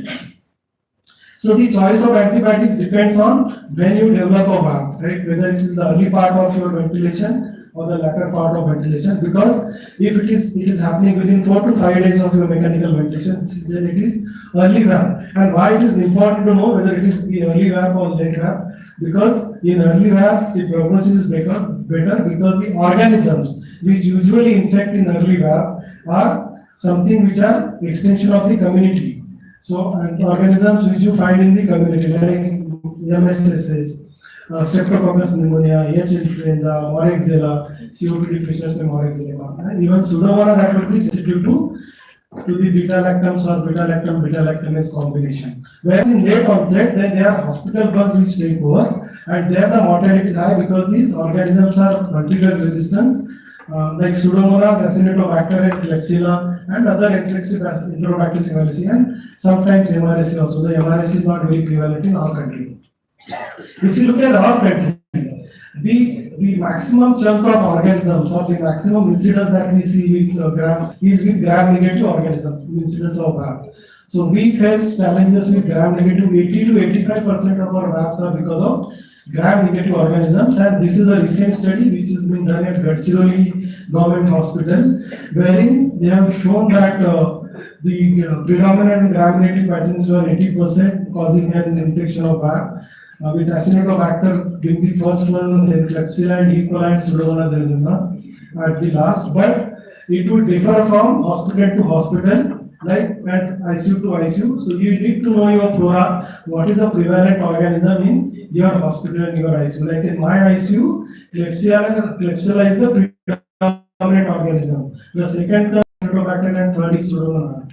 Right? So in your ICU, it might be different. In some Pseudomonas might be the first one. So accordingly, your empirical therapy will change. Do we see MRSAs frequently? We don't see MRSAs frequently. So the CDC guidelines don't mention MRSA in the empirical treatment. That doesn't hold true for us. Why we are talking about this so much? Because the mortality of VAP is very high. You can see that in ventilated patient it was 81% in the same study that I mentioned, and the mortality of VAP was 80%. It's a very high mortality, right? So that's why you need to address the problem of VAP very immediately, and prevention is better. I will come to that again.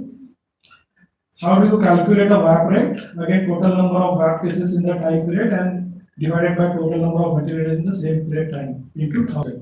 Right? So usually less than 10 is 12 is supposed to be good. So before choosing an antibiotic for VAP, we must know what is the prevalence of what organisms are prevalent in our particular ICU country, and second, whether we are going to deal with the MDR organism, XDR organism, or PDR organism. So these are different definitions where MDR is when there is resistant to 183 microbial group, and we usually see these patients who usually have resistant organisms, right, to routine antibiotics. So by and large, most of our antibiotics, most of our organisms which we find in the ICU are resistant to carbapenems now, right? And beta-lactam is definitely. So ESBLs is very common. So either they are MDRs or XDRs, and they are difficult to treat. We talked about what are the risk factors for multi-drug resistant organisms, and if you look at that chart, everywhere there is prior use of antibiotics, right? Prior use of intravenous antibiotics, prior use of intravenous antibiotics, prior use of intravenous antibiotics within 90 days. So this is the single most factor which is likely to give you a multi-drug resistant organism. That's why we need to limit your antibiotic use in OPDs and IPDs where it is not required, or limit the duration. A patient had all these risk factors, age more than 60 years, duration of mechanical ventilation was 5 to 6 days, but 7 days is more risk. Patient is hypotensive, so probably is into shock. He has some aspiration, some lung condition before development of heart, though he did not require RRT. He may have received steroids in the past because he is COPD and acute exacerbation multiple times. So how do you choose an initial therapy? You need to find whether the patient is high risk for MDM or pathogens, what is the prevalence of MRSA, and what is the prevalence of resistant gram-negative bacteria. So if there is no risk of high MDR, then you can use cephalosporins and simple antibiotics, and no MRSA cover is required. Yeah, if there is high risk, then you require an MRSA cover, which is not the case in our country. If the prevalence of MR is less than 50%, then you don't have to use MRSA cover empirically. If the prevalence is more than 15%, which is not the case in our ICU, then it is not required that you use an MRSA cover. The MSSA cover should be good enough. If it's an early onset VAC, probably you require MSSA cover. In the late onset VAC, you don't require MSSA cover as well. Again, if gram-negative prevalence is predominant, then you require antibiotics for gram-negative bacteria. And usually, if you are dealing with resistant organisms, you have to choose 2 antibiotics which will be active against those gram-negative organisms. So this is a summary of what antibiotics you can use. Gram-positive antibiotics with MRSA activity. We are talking about glycopeptides like vancomycin. In our country, we use ticoplanin as well, or linezolid, oxazolidine, right? Again, gram-negative antibiotics with anti-pseudomonal activity. Those would be beta-lactam-S combinations like piperacillin, tazobactam, the anti-pseudomonal penicillins. Cephalosporins, especially cefepime, 4th generation and 3rd generation, cefepime and ceftazidime, or carbapenems if there are carbapenem resistance, and monobactams. If there are carbapenem resistance, then you have polymyxins, aminoglycosides, and rest of the others that we will talk about. And fluoroquinolones sometimes. So against Pseudomonas, we have this set of antibiotics that we can use: ceftazidime, piperacillin, tazobactam, meropenem, aztreonam, gentamicin, streptomycin. In Acinetobacter, usually empirical choice will be polymyxin, colistin, minocycline, and sulbactam in high dose. If it is Klebsiella, then ceftazidime, mirobactam combination with aztreonam or polymyxins. Sometimes phosphomycin also can be used. I will not go into the details of the doses. Anaerobic cover where it is required. If you have risk like altered consciousness, aspiration pneumonia, and high SAP score, or patient have altered consciousness and aspiration, so probably this patient would require a cover with metronidazole and clindamycin. A typical one, what should be commonly used?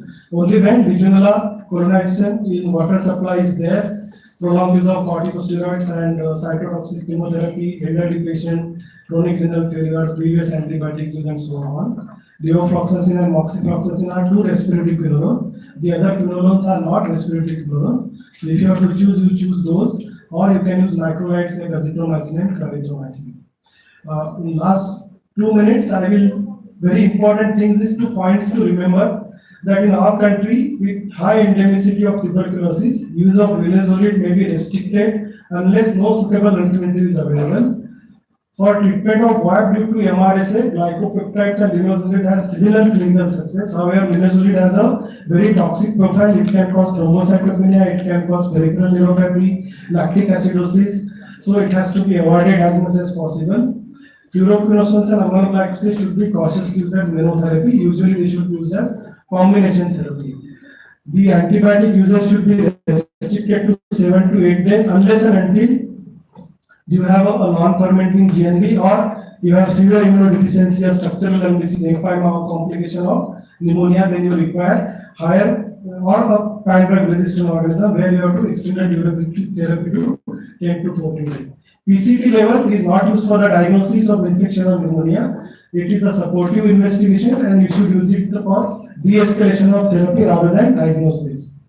Inhaled antibiotics, colistin, amikacin, tobramycin are the antibiotics which can be given as inhaled therapy. The dosage has to be prescribed and the technique of giving it should be very correct. You have to give it through a jet nebulizer or a specialized nebulizer. A routine nebulizer is not going to help there because those particles will not reach. The particles has to be less than 1 to 0.5 micron to reach there, less than 5 microns to reach there, less than 1 microns to reach there, which happens with the jet nebulizer, the mesh nebulizer. So that has to be used. If the patient is not responding, then look for wrong diagnosis, inappropriate therapy, delayed treatment, superinfection is a possibility, or that your diagnosis is wrong, or there is an associated complication like lung abscess, lymphoma, or drug cure, or so on. VAP prevention. December 2004, this was a bundle which was followed. Head and elevation, very economical. Every IC can follow it. Daily sedation, vacation, assessment to ready and readiness to extubate and spontaneous breathing trial, peptic ulcer prophylaxis, and DVD profile. This was the bundle which was recommended in 2004. They added daily oral care with chlorhexidine in 2010, and then they found that use of chlorhexidine has led to development of more resistant organisms as far as VAC was concerned, and that's why they abolished it, and then now they say that oral hygiene should be without chlorhexidine. Now the recent recommendation is for head elevation of 30 to 45 degree, daily sedation vacation, use of subglottic secretions wherever possible, avoidance of scheduled ventricular circuit change, don't do it very regularly, and oral hygiene without chlorhexidine, and DVT prophylaxis in fact can lead to higher rates of VAP. So you should limit it to once a day, avoid use of pantoprazole or stress propanol wherever possible. In high risk patients, you use it or limit it to a single dose. I will not go through those guidelines. You can read those guidelines, CDC guidelines, because of lack of time.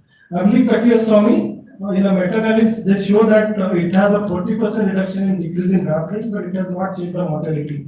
So if you are expecting ventilation to be for a prolonged period, then it would be good to do an early tracheostomy. What is an early tracheostomy? The tracheostomy which is done in 7 days. Early doesn't mean within 24 hours, right? So in this patient, probably tracheostomy would help, because this patient already had head injury as well. So those are my references. PS guidelines you can read. Thank you, Dr. Ravindra, for details of prevention and management of ventilator-associated pneumonia. Apart from all these preventions, I want to add one thing, that we should provide the ICU hygiene. So, as being a surgeon, as you will take a OT hygiene, ICU hygiene is very important. Hand hygiene is extremely important. I think the patient should have wearing a cap and mask essential. Adding to your points. Thank you again for everything about the prevention and management.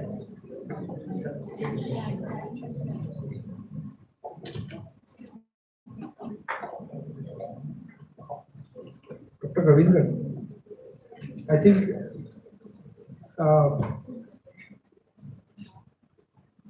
you have covered all things.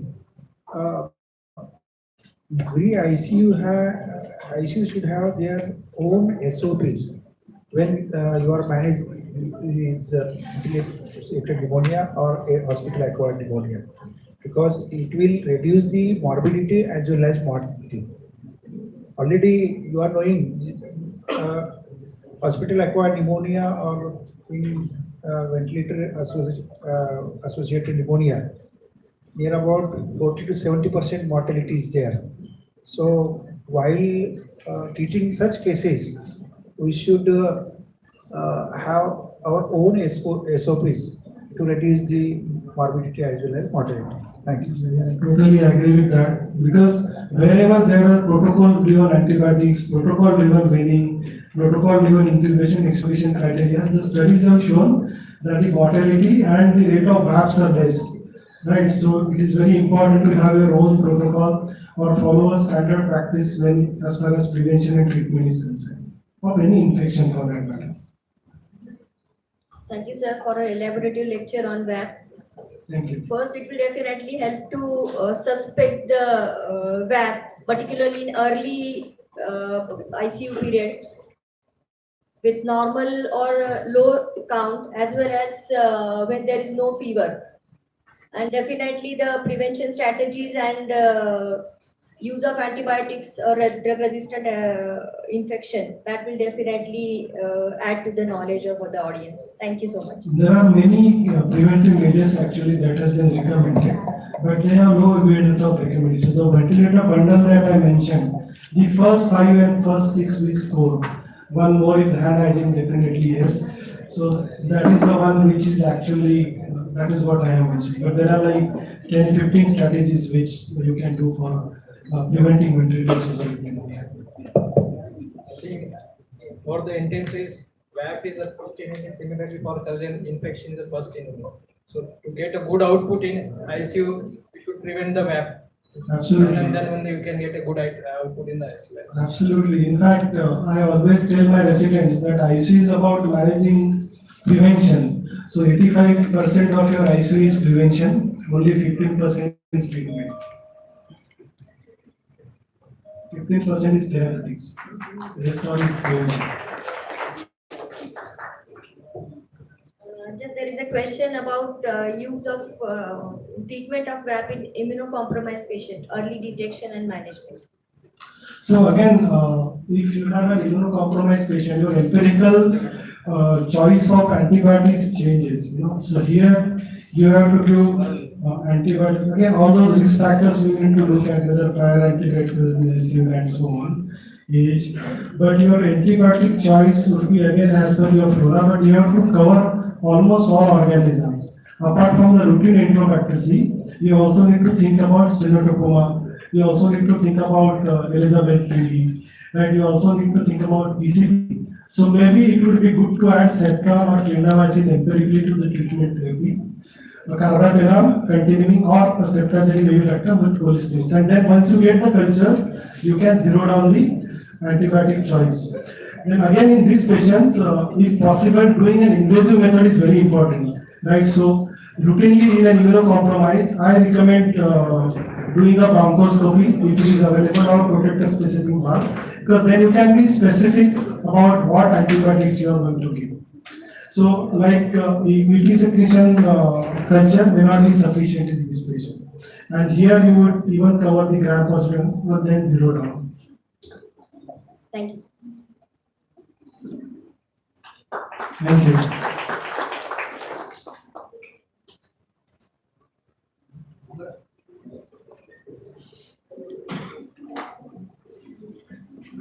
Thank you, sir. I now request the respected Dean, sir, of Government Medical College and Hospital, Sambhaji, Nagar, Dr. Shivaji Sukre, sir, to kindly felicitate the speakers as well as the chairpersons for this session. I also request Dr. Yogesh Laka, sir, to accompany Dean, sir, for the felicitation.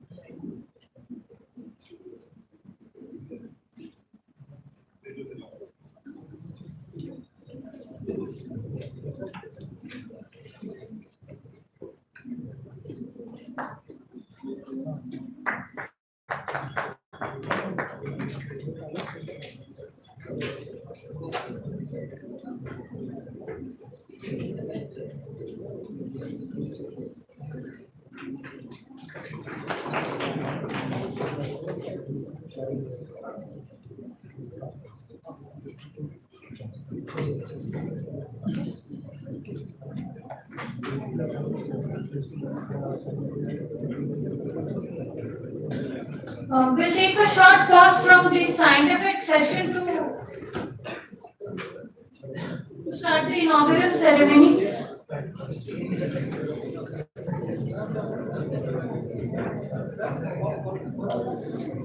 I thought we now begin with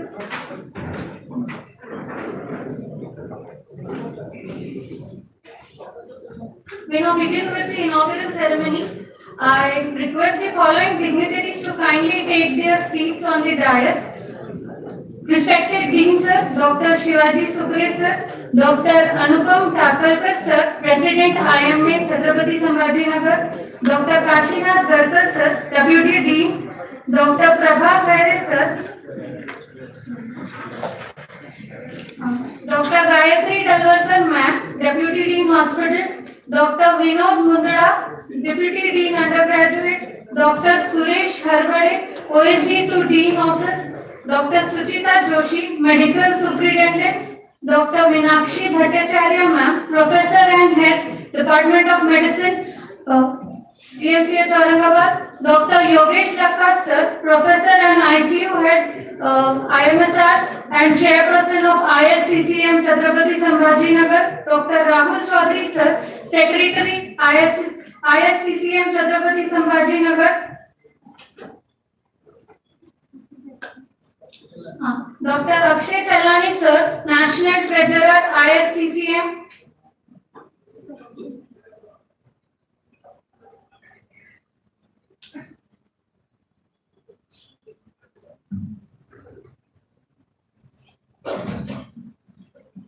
We will now begin with the felicitation of the dignitaries on the. We will now begin with the lamp lighting. I also request Dr. Prasad Deshpande to come on the dais.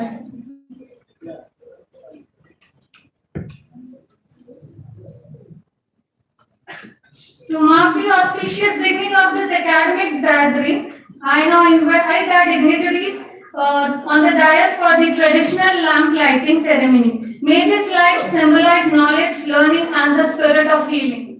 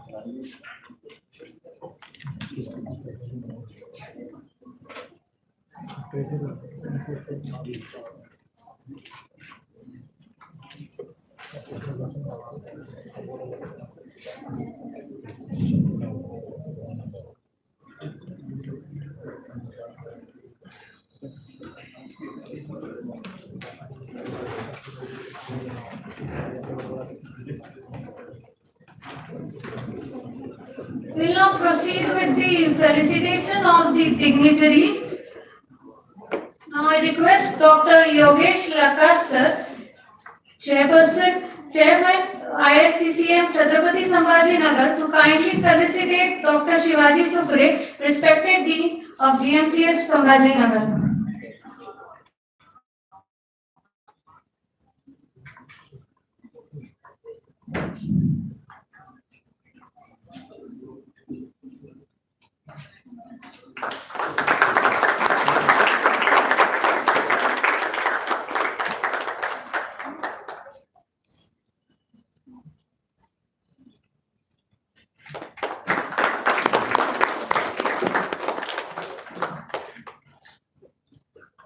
I now request Dr. Rahul Chaudhary sir, Secretary ISCCF Chhatrapati Sambhaji Nagar, to kindly felicitate Dr. Anupam Thakurkar sir.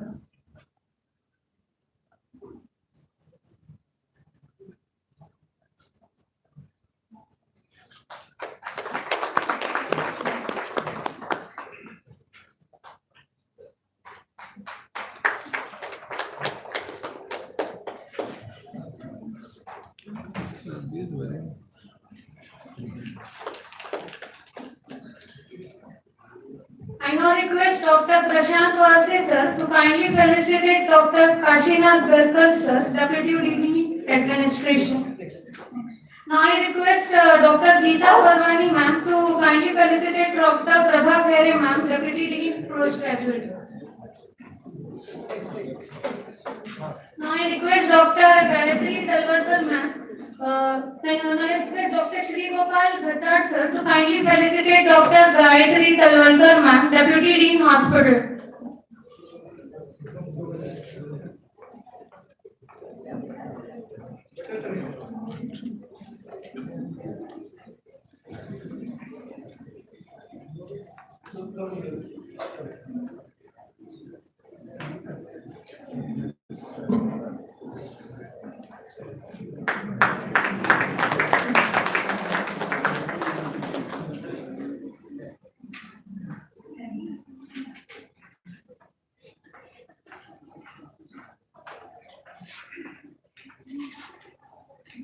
Now I request Dr. Prashant Walse sir to kindly felicitate Dr. Suchita Joshi ma'am.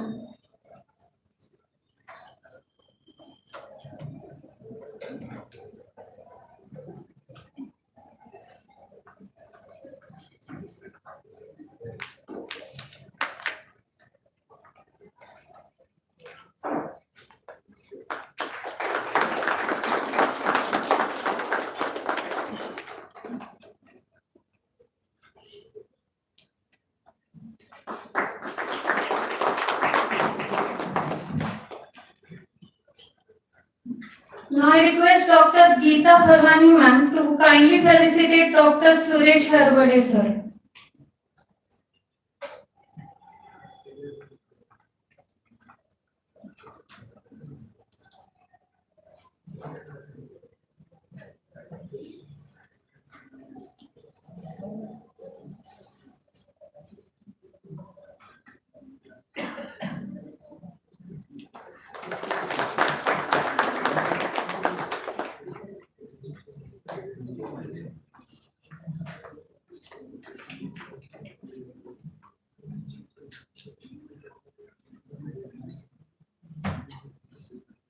Now I request Dr. Vasanti Kelkar ma'am to kindly felicitate Dr. Meenakshi Bhattacharya ma'am, Professor and Head of Department Medicine, GMCH Aurangabad.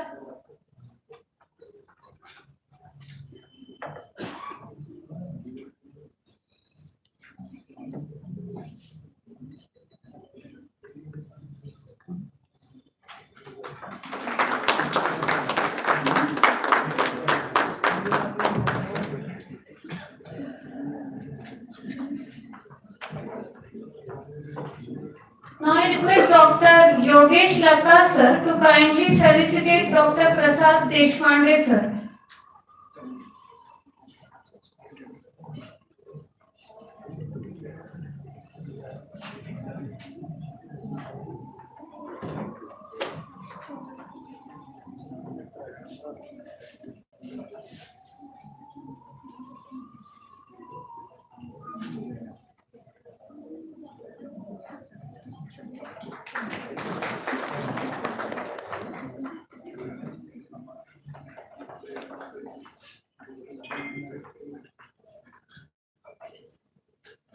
Now I request Dr. Rahul Chaudhary sir to kindly felicitate Dr. Akshay Chalani sir.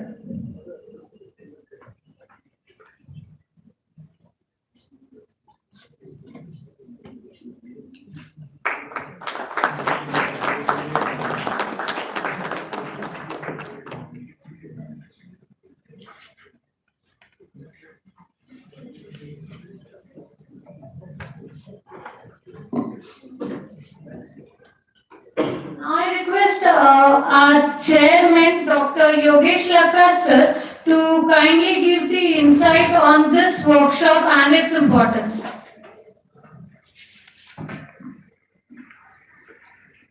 Good morning all.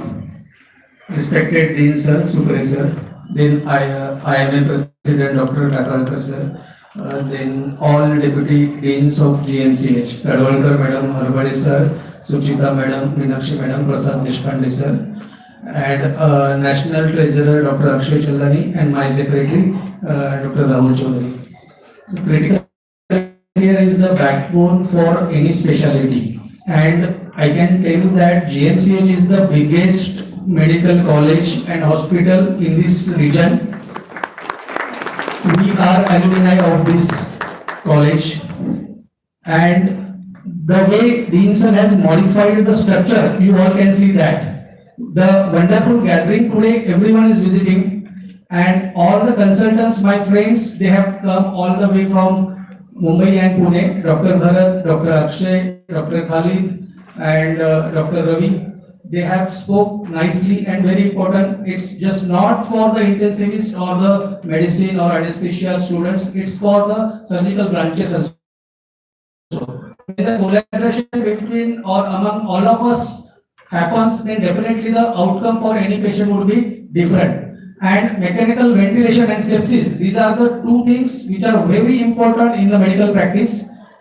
And sepsis, many programs ISSM has organized till date. Dr. Bharat was witness of that.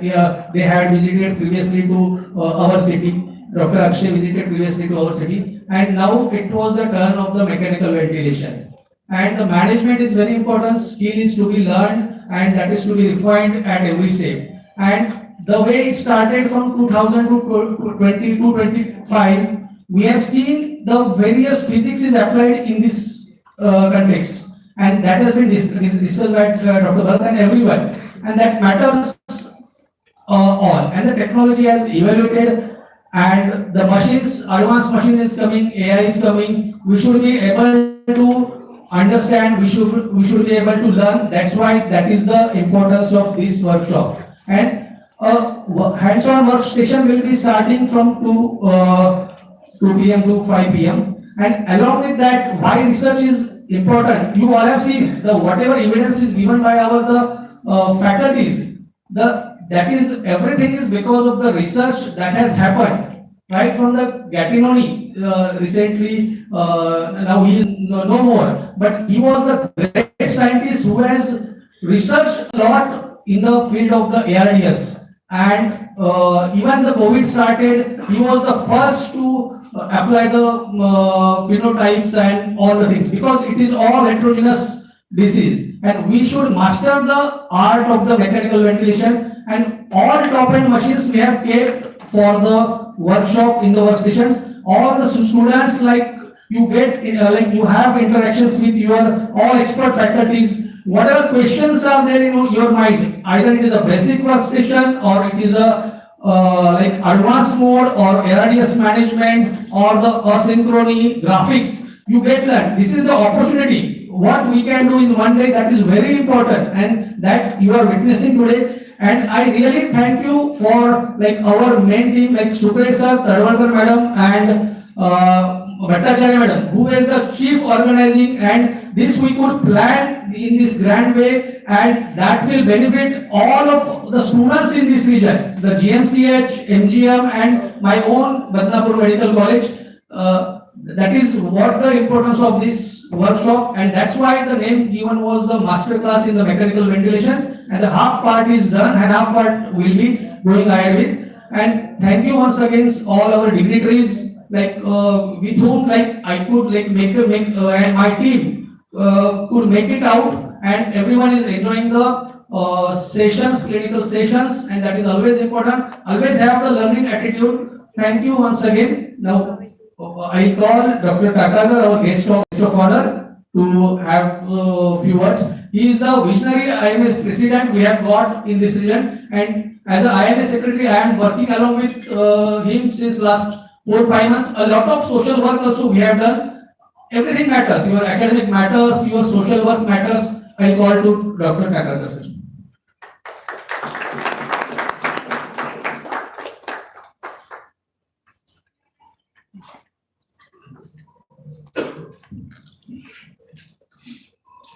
Chhatrapati Sambhajinagar शहर, जिल्हा आणि पूर्ण मराठवाड्यातील रुग्णांची सेवेचा भार आपल्या खांद्यावर समर्थपणे तोलून धरणारे,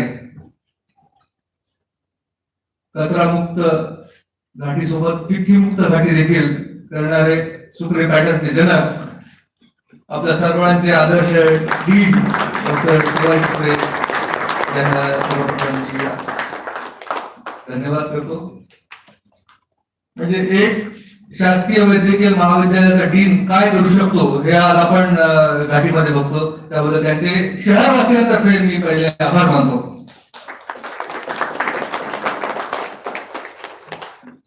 ISCCM सारख्या महत्वाच्या क्रिटिकल केअर असोसिएशनचे अध्यक्ष असणारे, तसेच इंडियन मेडिकल असोसिएशनचे सचिव असणारे आणि बदनापूर मेडिकल कॉलेजमध्ये प्रोफेसर असे तिहेरी भूमिकेत, म्हणजे आपण एखाद्या फिल्म मध्ये बघतो एखाद्या व्यक्तीचा डबल रोल असतो, तर इथे ट्रिपल रोल आहे. असे ट्रिपल रोलचे समर्थपणे भूमिका सांभाळणारे डॉक्टर योगेश दत्तास, ISCCM चे राष्ट्रीय ट्रेझरर डॉक्टर छल्लानी सर, जे आपल्याला IMA तर्फे जे सेप्सिस समिट घेण्यात आलं होतं ते स्पीकर म्हणून लाभले होते, त्यांच्या देखील आज स्वागत. ISCCM चे सेक्रेटरी डॉक्टर राहुल चौधरी, विभाग प्रमुख medicine doctor Bhattacharya madam, Tadwalkar madam, Harwade sir, Joshi madam, Deshpande sir. आज तर मी इथे आलो तर असं वाटलं IMA हॉल मध्ये आलो, कारण IMA हॉलचे माझे अध्यक्ष डॉक्टर कुलदीप सिंग राऊळ आपल्या ऑडियन्स मध्ये आहेत. IMA चे सहसचिव डॉक्टर पाटणे आपल्या सोबत आहेत. IMA महाराष्ट्र राज्याचे माजी राज्य उपाध्यक्ष डॉक्टर भराटे सर इथे माझ्या समोर बसले आहेत. डॉक्टर लिंगायत सर आहेत, लांब सर आहेत. IMA ते प्रोग्राम मध्ये आल्यासारखं मला म्हणजे घरी आल्यासारखंच वाटायला लागले. मेकॅनिकल व्हेंटिलेशन वरती जो आज महत्वाचा जो वर्कशॉप घेण्यात आलेला आहे, जसं आता आपण स्पीकरने सांगितलं, व्हेंटिलेटर असोसिएटेड न्यूमोनिया याचे केसेस 5 to 10% इतके जास्त प्रमाणात असतात, जे की योग्य ट्रेनिंग, योग्य समन्वय आणि कंटिन्युअस अपडेटमुळे ते आपण प्रिव्हेंट करू शकतो. या सगळ्या प्रिव्हेन्शनसाठी हे असे वर्कशॉप असणं हे किती महत्वाचं आहे आताच्या स्पीकरने आणि आजच्या पूर्ण एकंदरीत वर्कशॉप मध्ये आपण बघतो. इंडियन मेडिकल असोसिएशन विषयी मी दोन शब्द बोलून माझं भाषण आवडतं घेतो, कारण सगळ्यांना doctor dean, doctor Shivaji Supre यांचे विचार ऐकायचे आहेत. यावर्षी आपण 2 महत्वाचे प्रोजेक्ट घेतले हाती. आवगाव चले याच्यामध्ये आपण 4 गावं दत्तक घेतली आहेत. या गावात दत्तक घेणे म्हणजे या गावाची पहिले तपासणी होते, तिथे जाऊन आपली टीम योग्य दत्तक घेण्यासाठी ते क्वालिफाईड आहे का ते आपण चेक करतो. त्यानंतर सर्व फिमेल्स तिथे ब्लड टेस्टिंगसाठी घेण्यात येतं. मेन कॅम्पच्या दिवशी त्याचे रिपोर्ट आपल्याकडे हाती आलेले असतात, ज्यांना अॅनिमिया आहे. 70% फिमेल्स हे 10 पेक्षा जास्त कमी हिमोग्लोबिन आपण या चारही कॅम्प मध्ये आढळले. म्हणजे परिस्थिती खरोखरच विदारक आहे. ज्या दिवशी कॅम्प असतो, नुसतं डायग्नोस्टिक कॅम्प नसतो, तर आपण आपल्यातर्फे IMA तर्फे पूर्ण 1 महिना पुरेल एवढा मेडिसिनचा साठा घेऊन जातो. त्यानंतर अजून एक उपक्रम ज्याच्यामध्ये मी तुमचं सर्व इंटेन्सिव्हिस्ट मी त्यांना आवाहन करेल की त्यांनी कुठल्या तरी एक प्रोग्राम मध्ये IMA कनेक्ट हा असा उपक्रम आपण यावर्षी घेतलेला आहे की जे लोक डॉक्टरांकडे येऊ शकत नाहीत, जसं अंध विद्यालयातील विद्यार्थी असतील, मतिमंद शाळा, आरंभ स्कूलमध्ये गेलो, अनाथ मुलांची शाळा, भगवान बाबा आश्रममध्ये मोठा कॅम्प घेतला. अशा ठिकाणी जे मातोश्री वृद्धाश्रममध्ये सुरुवात, अशा ठिकाणी जे आपल्याकडे शकत नाही आपण त्यांच्याकडे जातो. प्रत्येक महिन्यातून एक कॅम्प असतो, तर कुठल्या एका कॅम्पला तुम्ही यावं, आपली सेवा द्यावी ही मी IMA तर्फे विनंती करतो. त्यानंतर आपण शुक्रवार शनिवार सुपर स्पेशलिस्ट फ्री OPD आपण IMA ला सुरू केलेली आहे. तिथे देखील तुम्ही तुमच्या सुविधा देऊ शकता. दररोज फ्रायडे अँड सॅटर्डे 4 ते 6च्या दरम्यान तिकडे देखील तुम्ही आपल्या सुविधा देऊ शकता. काही ज्या कनेक्ट म्हणजे ज्याला मेडिसिनचे लोक, ICUचे लोक लागतात, त्यामध्ये तुम्ही आपला सहभाग नोंदवावा. आणि आजच्या या महत्वाच्या मेकॅनिकल व्हेंटिलेशनच्या वर्कशॉप विषयी मी आयोजकांना doctor Yogesh Lakkas, doctor Shivaji Supre, doctor Bhattacharya madam आणि सर्वांना मी शुभेच्छा देतो. एवढं बोलून माझे 2 शब्द संपवतो. धन्यवाद.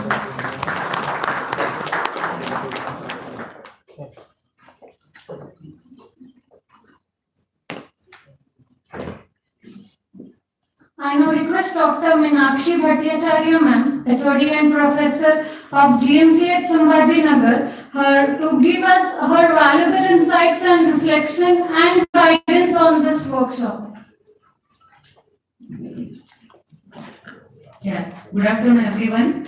Most of you will be having papers and posters, so we won't be spending much time on this, but all the dignitaries on the dais and all the speakers and all participants, at the outset I would like to welcome all the speakers and thank everyone of them for sparing their valuable time, and I request all the residents to take advantage of their experience and hands-on practical tips for day-to-day management of our ventilatory patients.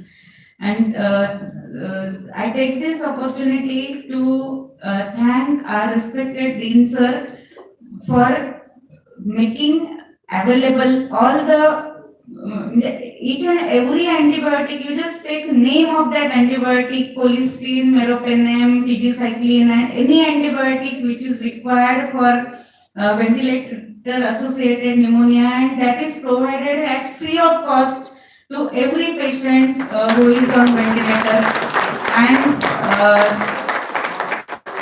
so every day we bless him, our Dean Sir, because we see so many patients getting benefited because of this availability of medication. Not only that, pertaining to a ventilator, Dr. Anupam has already explained about his Chitti Mukta Ghati and all, but he has his help in maintenance of the ventilators is extraordinary. And if we just tell him that we need accessories for ventilators, he will not even think or give a second thought. He will immediately order that whatever accessories, whatever maintenance is required for ventilators and any machinery, that should be given, because patient care is the most important part of this.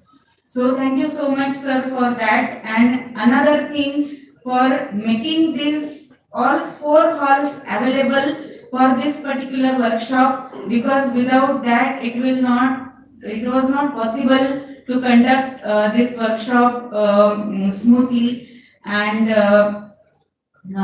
thank you, Dr. Lakas.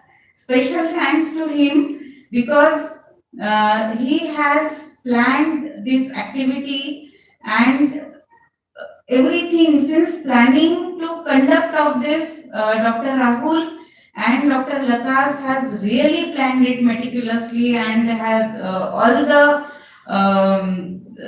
credit of success of this workshop goes to Dr. Lakas, Dr. Rahul and ICCM team. Thank you so much for that. I thank all our administrators for helping us and making this workshop successful. Thank you so much.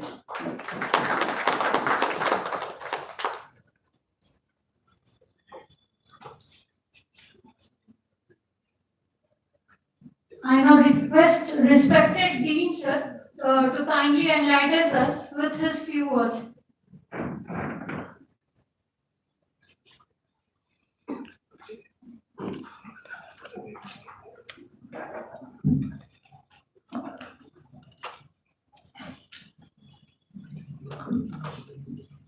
Sarvana Namaskar, dignitaries on the rise, Dr. Akshay Chalani, who is the treasurer for this Indian Society of the Critical Care, then Dr. Khalid, Khatib, Dr. Bharat Jagasi, Dr. Ravindra Gawat, Dr. Zahir Abbas, and all the local authorities from the IMA, Dr. Anupam Thakurkar sir, Dr. Yogesh Lakas, our Deputy Dean Hospital, Dr. Gayatri Talwalkar Madam, my Dean Office, OSD, Dr. Suresh Arbade, then Professor and Head, Department of Medicine, Dr. Bhattacharya Madam, then Dr. Rahul Chaudhary, Dr. Prasad Ji Deshpande, my Marg friend, I will say Marg friend, who was an active member from the Latur Government Medical College, Dr. Ramesh Bharate sir, Dr. Lingayat sir, Dr. Patne sir, Dr. Avinash, and all the delegates. Today I am very happy that we are discussing here the very important topic on the mechanical ventilation, and all the beneficiaries are from the different medical colleges. Those are the PG students from my own college, Chhatrapati Sambhaji Nagar, Badnapur Medical College and MGM Medical College. I give all the credits to the Dr. Yogesh Lakasar, Dr. Rahul Chaudhary, and my Professor and Head Medicine and Professor and Head Anesthesiology.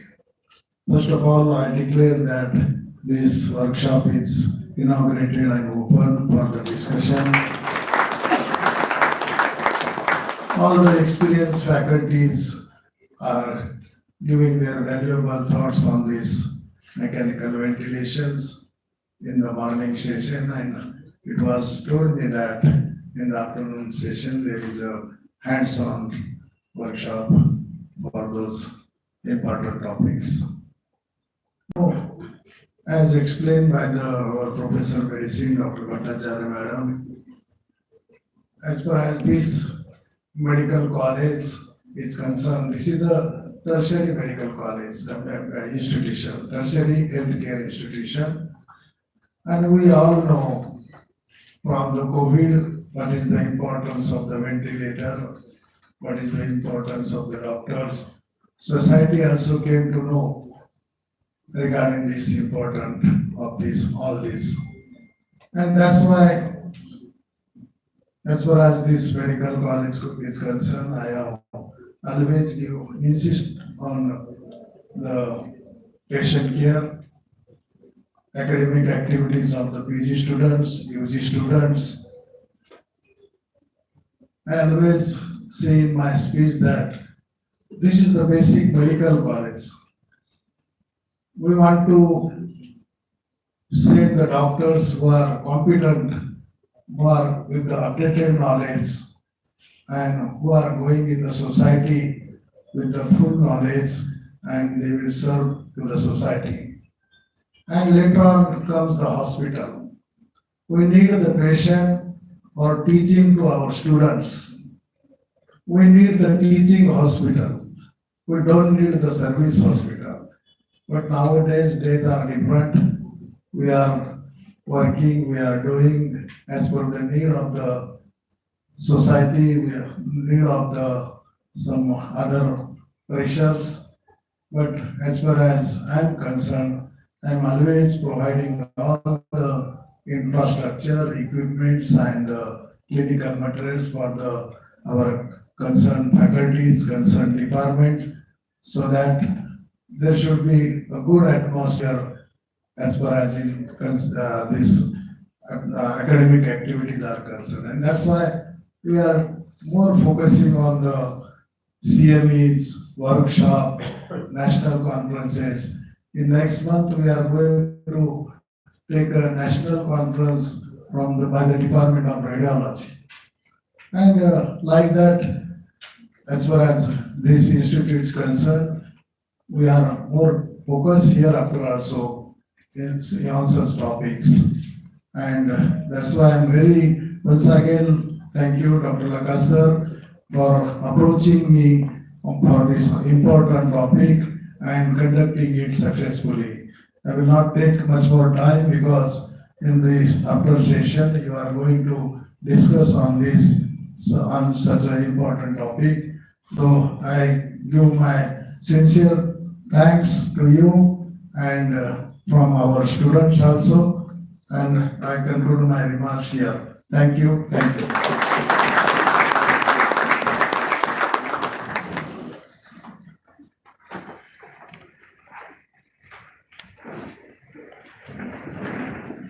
Thank you, sir. With this, we conclude the inaugural ceremony. I sincerely thank all the dignitaries for gracing the occasion with their presence. Conference.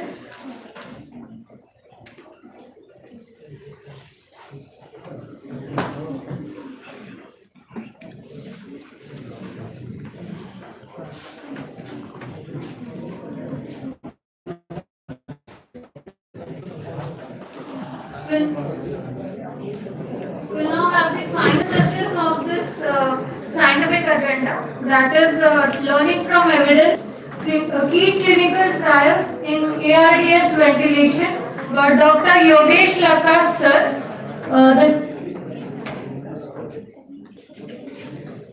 The chairpersons for this session, I request Dr. Mohammad Shafi sir, Dr. Balaji Asikaukar sir, Dr. Abdul Jabbar sir, and Dr. Vasanti Kelkar madam to grace the dais as chairpersons for this session.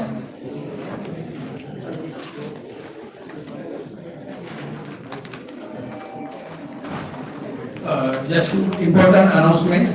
1 to 1:30 p.m. we'll be taking the papers and posters in all the 4 halls. Those who are presenting the papers and posters, they will be allotted which all they have to go after these sessions. I'll be concluding this session within 15 minutes, as all our expert speakers have covered all the aspects of mechanical ventilation and ARDS, and some important things like what was the evidence, what all trials that I will be speaking on, and paper and poster, that is announcement. Then 1:30 to 2 p.m. like you can have your lunch, and then 2 p.m. we will be starting with the workstation in all the 4 halls. The badges are given to the all delegates. ABCD is written there, and according to that you have to shift to the halls. A hall is the ground level, then first, second, third halls are there. Okay, that is B, C, D, and you will be moving in the reverse direction. B, C, D, A. Okay. Yeah, no need of timer now. This is the last session.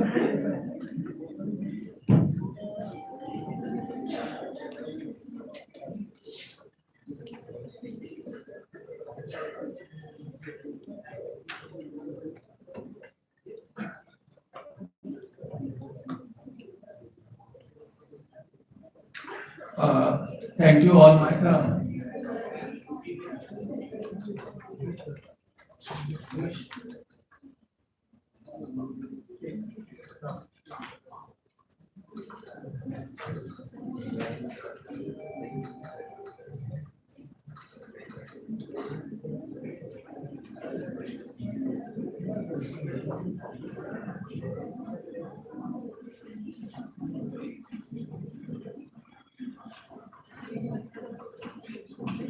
Yes, judges also will be going to the respective halls after this short session. Will be giving that which hall they have to proceed shortly. Okay. Malam, you can give to judges. Okay. Learning from the evidence, key clinical trials in the ARDS. We have seen every aspect, whether it is a newer things like driving pressure, mechanical power, then stress, strain pattern, then all these things we have seen, which are now important in the management of the ARDS. ARDS itself is a very heterogeneous disease. That's why a vigilant intensivist is important. Every minute will matter, every day will matter. That vigilance is very important. And whatever technology has come, developed, that we have to get acquainted with that, and that's why the workstations are very important. Apart from the conferences we arrange, and take benefit of those workstations in the afternoon hours. Why trial matters in ARDS? ARDS mortality remains 30 to 40% despite of advances. Mechanical ventilation, it is a life-saving but can worsen the injury, ventilator-induced lung injury. RCTs shape the modern lung protective strategies, those we are following. What is the goal? Balance oxygenation and with minimal ventilator-induced harm. That matters things. When benefit you have to pass, then at the same time the ventilator-induced injury that you have to protect the patient from, otherwise that will be the harmful for your patients. Learning objectives, review the landmark ARDS ventilation trials, understand methodology of these trials, results, clinical implications, translate this evidence into the bedside practice, as all you are a learning students, and now paper poster presentation has been compulsory for you all. That's why research is the basis for all these things. Whatever evidence we have gathered, and we are saving the lives because of that evidence what we have gathered over the years. Amatovital 1998 NAGM trial. This was the first very important study that was published, and that led to all the later on studies to come into the last 25 years, and that paved a path for all the studies. ARDS patients, design was RCT comparing the low tidal volume plus limited plateau pressure versus conventional ventilation. Till this time, there was no concept of low tidal. Whatever the tidal volume was given, or even pressures, there was no, even the ventilators were not that much advanced till that 1998 or before that. And the whole evolution or even technology that started from this. Mortality was significantly lower in patients with plateau pressure. This is very important, that we are following today. Patients ventilated with the higher plateau pressure had more barotrauma and worse outcomes.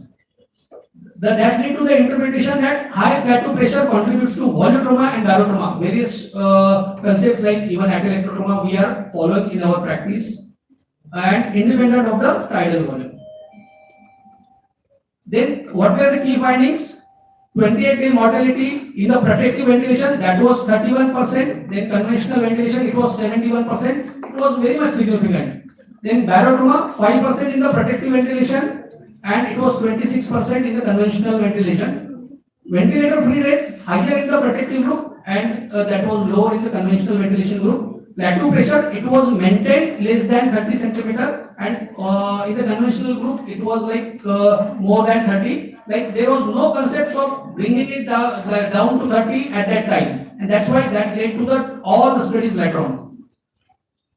Physiological basis, physiology and the counterpart physics, very important when you manage any machine and making the mechanical ventilation also. Lower tidal volume reduces the alveoli over distension, that is volutrauma. Then higher PIP keeps alveoli open at the end of expiration, prevents atelectrotrauma.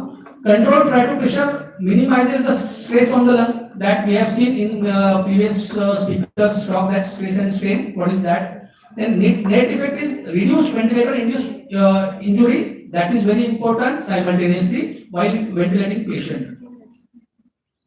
That what are the clinical implications that happened with this study? Low tidal volume, 6 ml per kg, that is standard we are following now. Then plateau pressure less than 30 centimeter of water, that we are maintaining now.